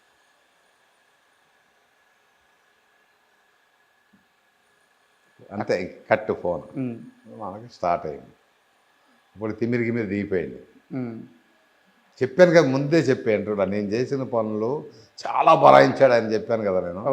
అయితే ఏంటంటే నేను తప్పు చేయను, ఊరికి అనవసరంగా ఎవరినంటే అట్లా వాంటెడ్గా. అవును, నాగార్జున గారు ఆ రోజు వాదించింది కూడా అదేనట. అంటే నేను ప్రత్యక్షంగా తెలిసిన మనిషి దగ్గర నుంచే తెలుసుకున్నాను. అయితే తెల్లారు మళ్ళీ ఇక్కడికి వచ్చిన షూటింగ్కి వెళ్ళాను. కాకపోతే ఏమైపోయిందంటే ఆయన కళ్ళల్లోనే మనం చూడలేకపోవటం, ఆయన నన్ను ఏదో సంథింగ్ జరిగిందండి అక్కడ. ఏమనలేకపోయా, అంటే అది చెప్పడానికి లేదు. అంటే ఇదివరకు లాగా ఫ్రీగా ఉంటాం, ఫ్రీగా మాట్లాడతాం చేయాలి అంటే నాలో ఎక్కడో గిల్టీనెస్ ఉంది. అది చెప్పొస్తే పోయేది. నా గురించి ఇంత నిలబడిన వ్యక్తి మనం చెప్పచేయకుండా చేయడం కరెక్టా? ఇట్లా ఇక అట్లా టోటల్గా ఇక మనం డిసైడ్ అయిపోయాక. ఇప్పుడు ఎలా ఉంది సార్ రిలేషన్? బాగుంది, ఇప్పుడు బాగుంది. సో ఎప్పుడన్నా ఫోన్ చేస్తా? అవి ఏమున్నది, రిలేషన్ అంత బాగుంటుంది. అంటే రిలేషన్ పోయే అంత ఏం లేదు కదా, మామూలే కదా. ఆ తర్వాత మళ్ళీ చేశాను కదా, షిరిడి సాయిబాబు చేశాను కదా. అవును, మీ బాబు సినిమా అప్పుడు కూడా వచ్చారు కదా. అదే అందరూ వచ్చారు కదా, కొడుకులు అందరూ వచ్చారు, తండ్రి వచ్చాడు. అట్లా పగలు పెట్టుకొని పెట్టుకొని అట్లా ఉండదు నాన్న. పగ పెట్టుకుంటాం, వీడు మనదేం చెల్లిపోయాడు, వీడికి చెయ్యి అలాంటి వ్యక్తులు కాదు. బట్ ఆ రోజు జరిగిన తిమ్మిరిలో ఇండస్ట్రీలో బతికితే నాగార్జున గారి లాగా బతకాలి అని చెప్పి చాలామంది హీరోలు ఇప్పటికే చెప్పారు. అంటే ఆయన రిచ్నెస్ అదంతా పక్కన పెడితే ఆయన లైఫ్ స్టైల్, ఆ బాడీ మెయింటైన్ చేయడం కానీ, ఆ ఫుడ్ హ్యాబిట్స్ కానీ అందరికీ చాలామందికి ఆదర్శం. అసలు నాగార్జున గారి డైట్ ఎలా ఉంటుంది? నాగార్జున గారు వారంలో 5 రోజులు మామూలు ఫుడ్ తీసుకుంటాడు. అంటే ఇడ్లీ కానీ మామూలే, మనం ఏం తింటాం అదే, మితంగా తీసుకోవడం. అంటే ఎక్కువగా తినడం. ఓకే. ఫస్ట్ పాయింట్, ఒక ఇడ్లీ తిన్నాడు అనుకుంటే ఒక ఇడ్లీ, లేదంటే ఒక వడ, లేదనుకుంటే ఒక గారి, ఇట్లా తక్కువ తింటాడు. ఏదైనా ఒకటి. మళ్ళీ ఆకలేసినప్పుడు తింటాడు ఏదో ఒకటి. ఆకలి లేనిదే తినడు. మనం ఏం చేస్తాం, ఆకలి ఉన్నా లేకపోయినా ఎవడన్నా పెడితే తినేస్తాం. అట్లా కాదు, ఆయన ఆకలి వేసినప్పుడు తింటాడు. మధ్యాహ్నం నుంచి ఏం తీసుకుంటారు? మధ్యాహ్నం మామూలు భోజనంలో ఎప్పుడు కూడా ఆయనకి బెండకాయ కంపల్సరీ ఉండాలి. ప్రతిరోజా? ప్రతిరోజు ఉండాలి. తర్వాత చిప్స్ ఉండాలి, హాట్ చిప్స్ ఉండాలి. రైస్ ఏమో మన రైస్ కాదు, దంపుడు బియ్యం. దంపుడు బియ్యం ఉంటాయి. అంటే దాన్ని ఏమంటారు, పొట్టు అదే తౌడు తీయకోకుండా పాత రోజుల్లో ఉండే, పాత రోజులు దంపుడు బియ్యం. తర్వాత రసం, ఒక అరటిపండు, ఏదన్నా మొత్తానికి 4 ఉండాలి. అవి కూడా ఏంటంటే అంత అదొకటి. రైస్ మటుకు చాలా మెత్తగా ఉండాలి, మనం తినలేం. అది మెత్తగా అయిపోద్ది. ఓకే. అంటే అన్నం చీడిపోయినట్టు ఉంటుంది కదా, మెత్త ముద్దలాగా అయిపోద్ది కదా, అట్లా ఆయనకి అలా ఇష్టం. అంతే, అది తింది. ఇక సాటర్డే వచ్చింది అంటే సాటర్డే నైట్ నుంచి ఆయన కావాల్సింది ఎక్కువ ఇష్టం ఏంటంటే పాంప్లెట్ చేప తింటాడు. చేప అదంటే ఆయన బాగా ఇష్టం. అది నేను అవుట్డోర్లో కూడా వండి పెట్టేవాడిని ఆయన. ఎప్పుడన్నా కేరళ కానీ అటు వెళ్ళినప్పుడు, అరే నాకు అంటే మా తెలుగులో చందువ చేప అంటారు, ఇట్లా పాంప్లెట్ చేప ఎట్లా ఉంటుంది, అది అవి వండి పెట్టేవాడిని. అవి అంటే చాలా ఇష్టం. ఇక ఆ సండే మటుకి మటన్ కానీ చికెన్ కానీ 2-3 ముక్కలే అంతే. అంత తర్వాత ఏంటంటే శుభ్రంగా ఆ తినేది ఆదివారం పూట కొద్దిగా ఎక్కువ తింటాడేమో నాకు. ఓకే. అంటే డైలీ జిమ్ చేస్తారు? డైలీ జిమ్ చేస్తాడు. జిమ్ చేస్తాడు. పొద్దున్న ఒక రాగి గ్లాస్ ఇంత ఉంటుంది, రాగి గ్లాసు. ఆ గ్లాసు దాంట్లో ఏంటంటే నిమ్మకాయ, ఉసిరికాయ, క్యారెట్, బీట్రూట్, తర్వాత ఇది ఏమంటారు, వైట్ పటికి బెల్లం ముక్క ఉంటుంది, పటికి బెల్లం తెలుసు కదా, షుగర్ పటికి బెల్లం, అది కానీ తేనె కానీ, అది లేకపోతే తేనె, ఇవన్నీ మిక్సీ చేసి ఇచ్చేవాడిని. ఒక గ్లాసు రాగానే, షూటింగ్ రాగానే ఫస్ట్ ఒక గ్లాస్ ఇచ్చాడు. ఆయన పరగడుపున తాగేవాడు. ఓకే. అది కంపల్సరీ ఉండాలి. అది అందుకనే ఆయనకి హెయిర్ ఓడదు. ఇదేనా రహస్యం? ఎందుకు ఓడదు అంటే అదే, ఉసిరికాయ, క్యారెట్, ఈ జ్యూస్, నిమ్మకాయ, తేనె, ఇంత గ్లాస్ తాగుతాడు. మళ్ళీ ఇంత కాదు, ఇంత పెద్ద గ్లాస్ తాగుతాడు. నాకు తెలిసి ఆయన కెరీర్లో ఒక అన్నమ్మాయికి తెప్పించి దేనికి విగ్గుపడినట్లేరు. అంటే ఫస్ట్ ప్రెసిడెంట్ గారు పెళ్ళడానికి పెట్టాం కానీ తీసేసాం. తర్వాత వాళ్ళు వాడింది అన్నమయ్యకే. ప్రెసిడెంట్ గారు పెళ్ళడానికి ఫస్ట్ పెట్టి బాగాలేదని తీసేసాం. బాగుంది ఉంగరాలు చుట్టూ అది ఇదని పెట్టి అన్నమయ్యకే పెట్టాం. అది కూడా రెండింటికి, ఓల్డ్ గెటప్కి, మిడిల్ గెటప్. ఇదనమాట హెల్త్ సీక్రెట్. హెయిర్ సీక్రెట్ అంతే, ఎవరికైనా ప్రపంచంలో. కానీ మెయింటైన్ చేయదు. ఆ జ్యూస్ మిషన్లో బీట్రూట్, క్యారెట్, ఉసిరికాయ, నిమ్మకాయ, తేనె చస్తే ఓడదు. ప్రపంచం ఎవరికి ఓడదు, కానీ మెయింటైన్ చేయరు. నాగార్జున గారికే కాదు, ఎవరికి ఓడదు. కానీ ఆయన మెయింటైన్ చేస్తాడు కాబట్టి ఆయన వేరేట్టు. నేనే ఇచ్చేవాడిని చేసి. నేను ఆయనకి అన్నీ చేసి పెట్టేవాడిని. దోశలు వేసి పెట్టేవాడిని. ఏదైనా అవుట్డోర్లు వెళ్ళినప్పుడు చేప కానీ అక్కడ ఏదైనా దొరికితే చేసి పెట్టేవాడిని. బాగా ఇష్టంగా తినే ఫుడ్ ఏంటి సార్ ఆయన? బాగా ఇష్టం అంటే నాకు తెలిసి చేప ఎక్కువ బాగా ఇష్టం. ఈ ప్రాన్ అవన్నీ సీ ఫుడ్ తిండ, కానీ ఇదంటే చాలా ఇష్టం. పాంప్లెట్ చేప అంటే ఒకటి రెండు కూడా తింటాడు ఒకసారి. అదే బాగా ఇష్టం ఆయన. ఓకే. అది కూడా ఏంటంటే ఆయన గురించి గార్లిక్ ఉంది కదా, మన వెల్లుల్లిపాయ సన్నగా కోసి అల్లం అవన్నీ చేసి ఆలివ్ ఆయిల్లో నానబెట్టాలి. అది ఓకే. పెప్పర్ వేసి బాటిల్లో కారం బదులు పెప్పరు, ఆలివ్ ఆయిల్, గార్లిక్, ఈ తర్వాత దాన్ని ఏమంటారు అల్లం ముక్కలు సన్న చేసి అది ఆ ఫిష్ మీద వేయాలి. అది అమ్మ టేస్ట్. ఇంకా అంతేగాని మన పసుపులు, అల్లం ముద్దలు అవన్నీ ఉండవు. అలవాటు చేసింది ఏది అలవాటు చేయటం కదా, ఆయన చెప్పేవాడు. నాకు ఆయనకి నాకు చాలా మంచి ఫ్రెండ్షిప్ ఉండేదండి మేకప్ రూమ్లో. యూట్యూబ్లో చూసుకొని అరే ఈ కోడి ఇలా చేసేవాడు, ఇది దమ్ ఇలా చేస్తారు అని చెప్పేవాడు నాకు. ఓకే. తర్వాత ఫిష్ ఇలా కాలిస్తే బాగుంటుంది అంటే నాకు కొద్దిగా వంట మీద నాకు కొద్దిగా ఇంట్రెస్ట్. నేను వంట చేయటం అంటే ఇప్పుడు సండే వచ్చిందంటే మామూలుగా నేను కూడా ఇంట్లో అందరిని పిలిచి చికెన్ మటన్ తెస్తే నేనే వండి పెడతా ఉంటాను. దాని మీద ఆయన చెప్తూ ఉండేవాడు, తండ్రి ఇట్లా చేస్తారు ఇట్లా ఇట్లా. సూపర్. నేను ఆయన హీరోగా నేను మేకప్ మ్యాన్ లాగా ఉండేవాళ్ళం కాదు వాస్తవం చెప్పాలి. అంతే కదా, మీరు చంద్ర కాదు నాగార్జున చంద్ర. ఇక అందరూ నేను వెళ్ళానంటే ఇప్పుడు కడతాడు కదా బాబు వచ్చారా అంటాడు. ఇప్పుడు నేను ఎక్కడికైనా చెట్లకి వెళ్ళాను అనుకో, నన్ను తెలియని వాళ్ళు చూసి అరే బాబు వస్తున్నారా అంటారు. ఆయన ఉన్న దగ్గర నేను ఉండేవాడిని, నేను ఉన్న దగ్గర ఆయన ఉండేవాడు అప్పట్లో ఒక నీడలాగా. సార్, ఇందాక ఇంటర్వ్యూ చేస్తున్నంతసేపు మీ ఇంట్లో నాకు చాలా ఫోటోలు కనిపిస్తున్నాయి. సో ఇంటర్వ్యూని డిస్టర్బ్ చేయడం ఎందుకని నేను అయిపోయాక మిమ్మల్ని అడగదాం అనుకుని అడుగుతున్నాను. అసలు ఏం సార్ ఈ ఫోటోలు? సార్ ఇటు వస్తే నాగార్జున గారు చాలా ఎంగేజ్లో ఉన్నారు. హెలికాప్టర్ ఎప్పుడు సార్ ఈ ఫోటో ఎక్కడ? ఇది రాబోయే చందమామ స్విట్జర్లాండ్ వెళ్ళినప్పుడు ఓకే అక్కడ తీసిన ఫోటో ఇది. సాంగ్ చేస్తున్నాం, జైన్ గారు డైరెక్టరు, హరా జైన్ గారు అక్కడ తీసింది. బాగా యంగ్, అట్లా ఉండేవాళ్ళం ఇద్దరం. అంటే నాగార్జున గారి కంటే మీరే స్టైల్గా నిలబడినారు. అలా ఏం కాదు కానీ మొండిగా ఉండేవాడిని అప్పుడు. అంత క్లోజ్? ఇంకా అంత క్లోజ్. అంటే ఈ ఫోటో చూసినప్పుడు నాకు ఒకటి గుర్తొస్తుంది. నాగార్జున గారి ముందు ఎలా అయినా ఉండగలిగే ఒకే ఒక్క మనిషి చంద్ర.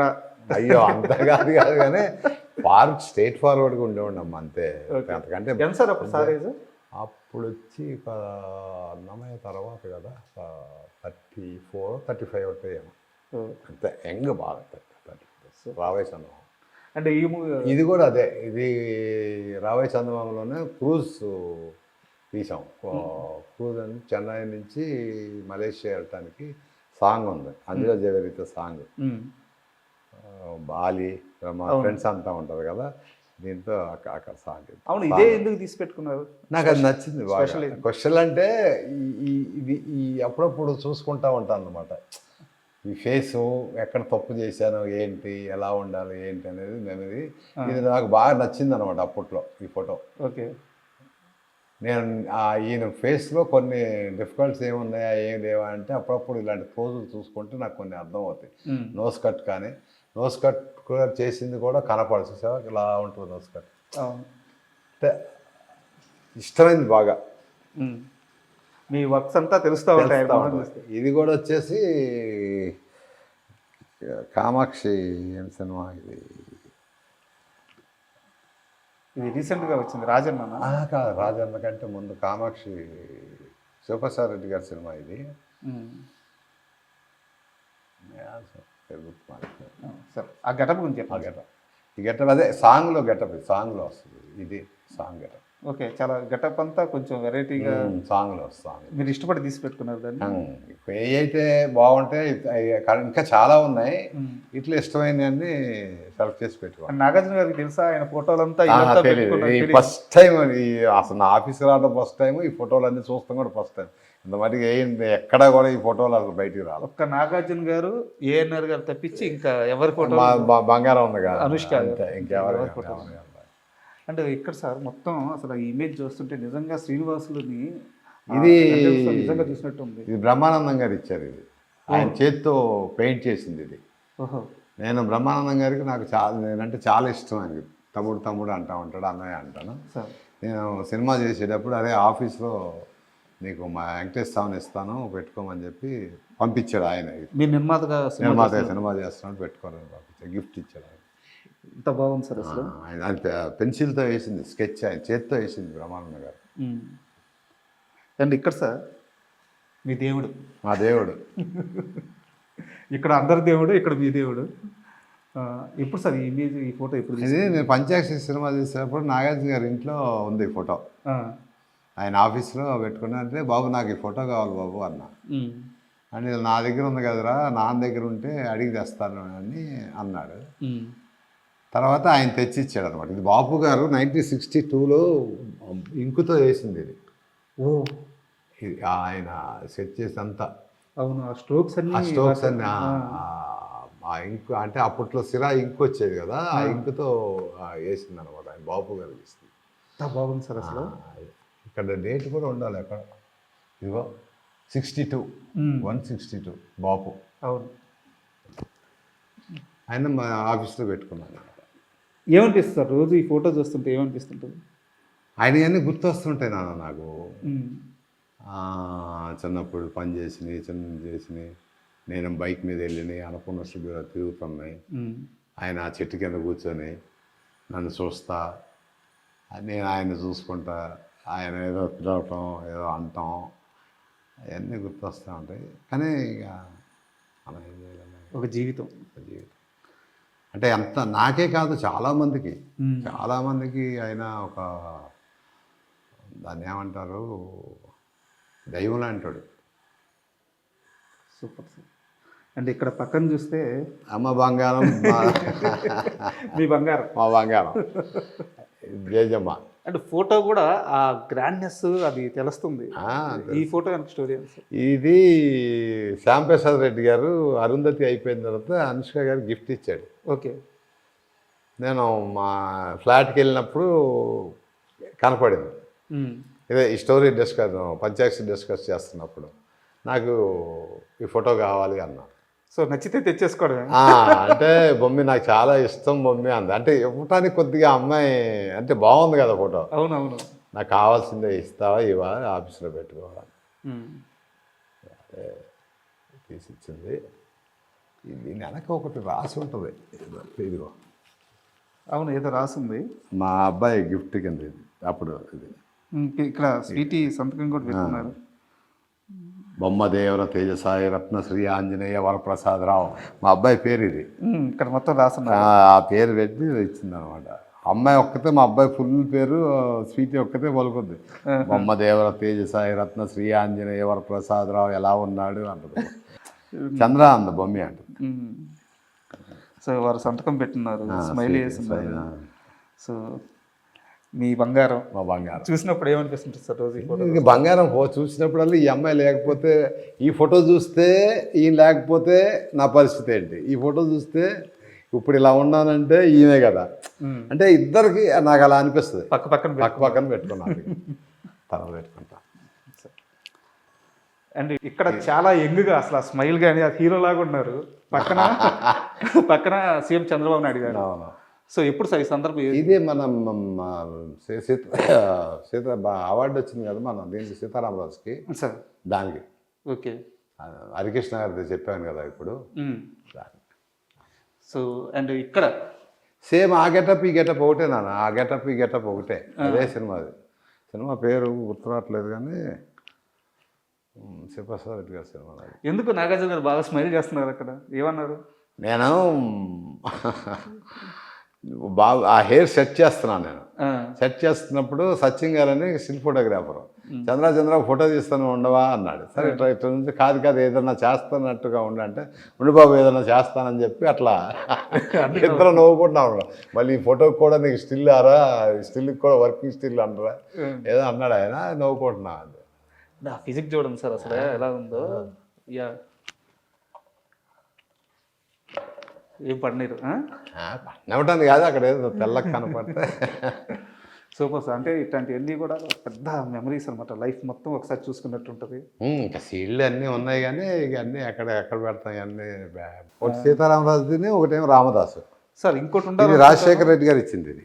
ఓకే ఒకటేమో సీఎం చంద్రబాబు నాయుడు గారు, ఒకటి రాజశేఖర రెడ్డి గారు. సార్ మొత్తం 3 మొత్తం మూడు మూడు కదా, ఇంకోటి మూడు ఉండాలి. అన్నమయ్యది. అన్నమయ్య కంటే చీఫ్ని కాదు కాబట్టి చీఫ్కి ఇచ్చారు. ఓకే అన్నమయ్యకి వచ్చింది, అన్నమయ్య చీఫ్ చేయలే, నేను ఓన్లీ పర్సనల్ చేశాను.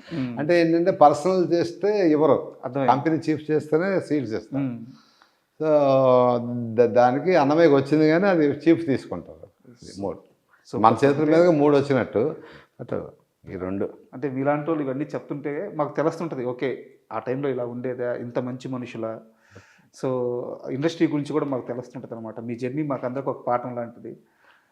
అంటే ఇండస్ట్రీ మీరున్నప్పుడు అందరూ మంచి మనుషులేనండి. సార్ స్వార్థం ఉండేది కాదు, డబ్బు గురించి పనిచేసేవాళ్ళం కాదు, పని తపన ఉండేది, ఫ్రాడ్ ఉండేది కాదు. అంటే ఇప్పుడు ఫ్రాడ్ ఉందంటే ఇప్పుడు 100% ఫ్రాడ్ ఉంది. అప్పుడు సార్ ప్రతి ఓడు ఫ్రాడే. ఎందుకంటే సీనియర్ కాబట్టి చెప్తున్నా, పని కంటే ముందు డబ్బులు ఎంత ఇస్తావు, బేటాలు ఎంత ఇస్తావు. ఈ సిచ్యువేషన్లో సినిమా తీసేది 2-3 కోట్లు అంటే వేస్టేజ్ 1-1.5 వేస్టేజ్. సో ప్రొడ్యూసర్ అనేవాడు ఆర్థికంగా ఇబ్బంది ఎలా పడతాడు అంటే ఇక వర్ణాతీతం. ఎవరి చేతికి వచ్చింది వాడు తినేయాలి. అట్లా తయారైంది ఇండస్ట్రీ. మా కాలంలో అట్లా ఉండేది కాదయ్యా ఇండస్ట్రీ. అంతా గౌరవం, మర్యాద, పని నేర్చుకోవాలి. వాళ్ళు ఇచ్చిన ఎంత నాకు ఇచ్చింది 150 రూపాయలు జీతం. పిఏపి సుబ్బారావు గారిది అర్ధాంగి సినిమా చేసినప్పుడు ఫస్ట్ జీతం. అంటే అప్పటికి 6 సినిమాలు 7 సినిమాలు అప్రెంటిస్గా చేశాను నేను, జీతం లేకుండా. తర్వాత 150 రూపాయలు. సో అక్కడి నుంచి జయసుధాను మురళీమోహన్ గారు యాక్ట్ చేసింది అర్ధాంగి అని ఒక పాత సినిమా ఉంటుంది, పిఏపి సుబ్బారావు. మోహన్ గాంధీ డైరెక్టర్. దానికి 150 రూపాయలు. ఆ 150 రూపాయలు తీసుకున్నట్టు ఉంటే ఆనందం చూడాలండి జీతం తీసుకుంటే. అసలు ఆ రోజులు ఇంకా రావు నాన్న. ఫైనల్గా చాలా థ్యాంక్ యూ. ఎందుకంటే 1-2 సినిమాలు చేసిన జర్నీ కాదు మీది, 1-2 సంవత్సరాలు ప్రయాణం చేసిన జర్నీ కాదు మీది. 45 ఏళ్ల సినీ ప్రయాణం, కొన్ని వందల సినిమాలు, కొన్ని 10 మంది ఆర్టిస్టులని మీ చేతుల మీదుగా ఇండస్ట్రీకి అందించారు. మీలాంటి ఒక వ్యక్తితో కూర్చొని ఇంతసేపు మీ జర్నీ గురించి తెలుసుకోవడం ఒక అదృష్టంగా భావిస్తున్నాను. మాకు సమయం ఇచ్చినందుకు చాలా థ్యాంక్ యూ. Thank you.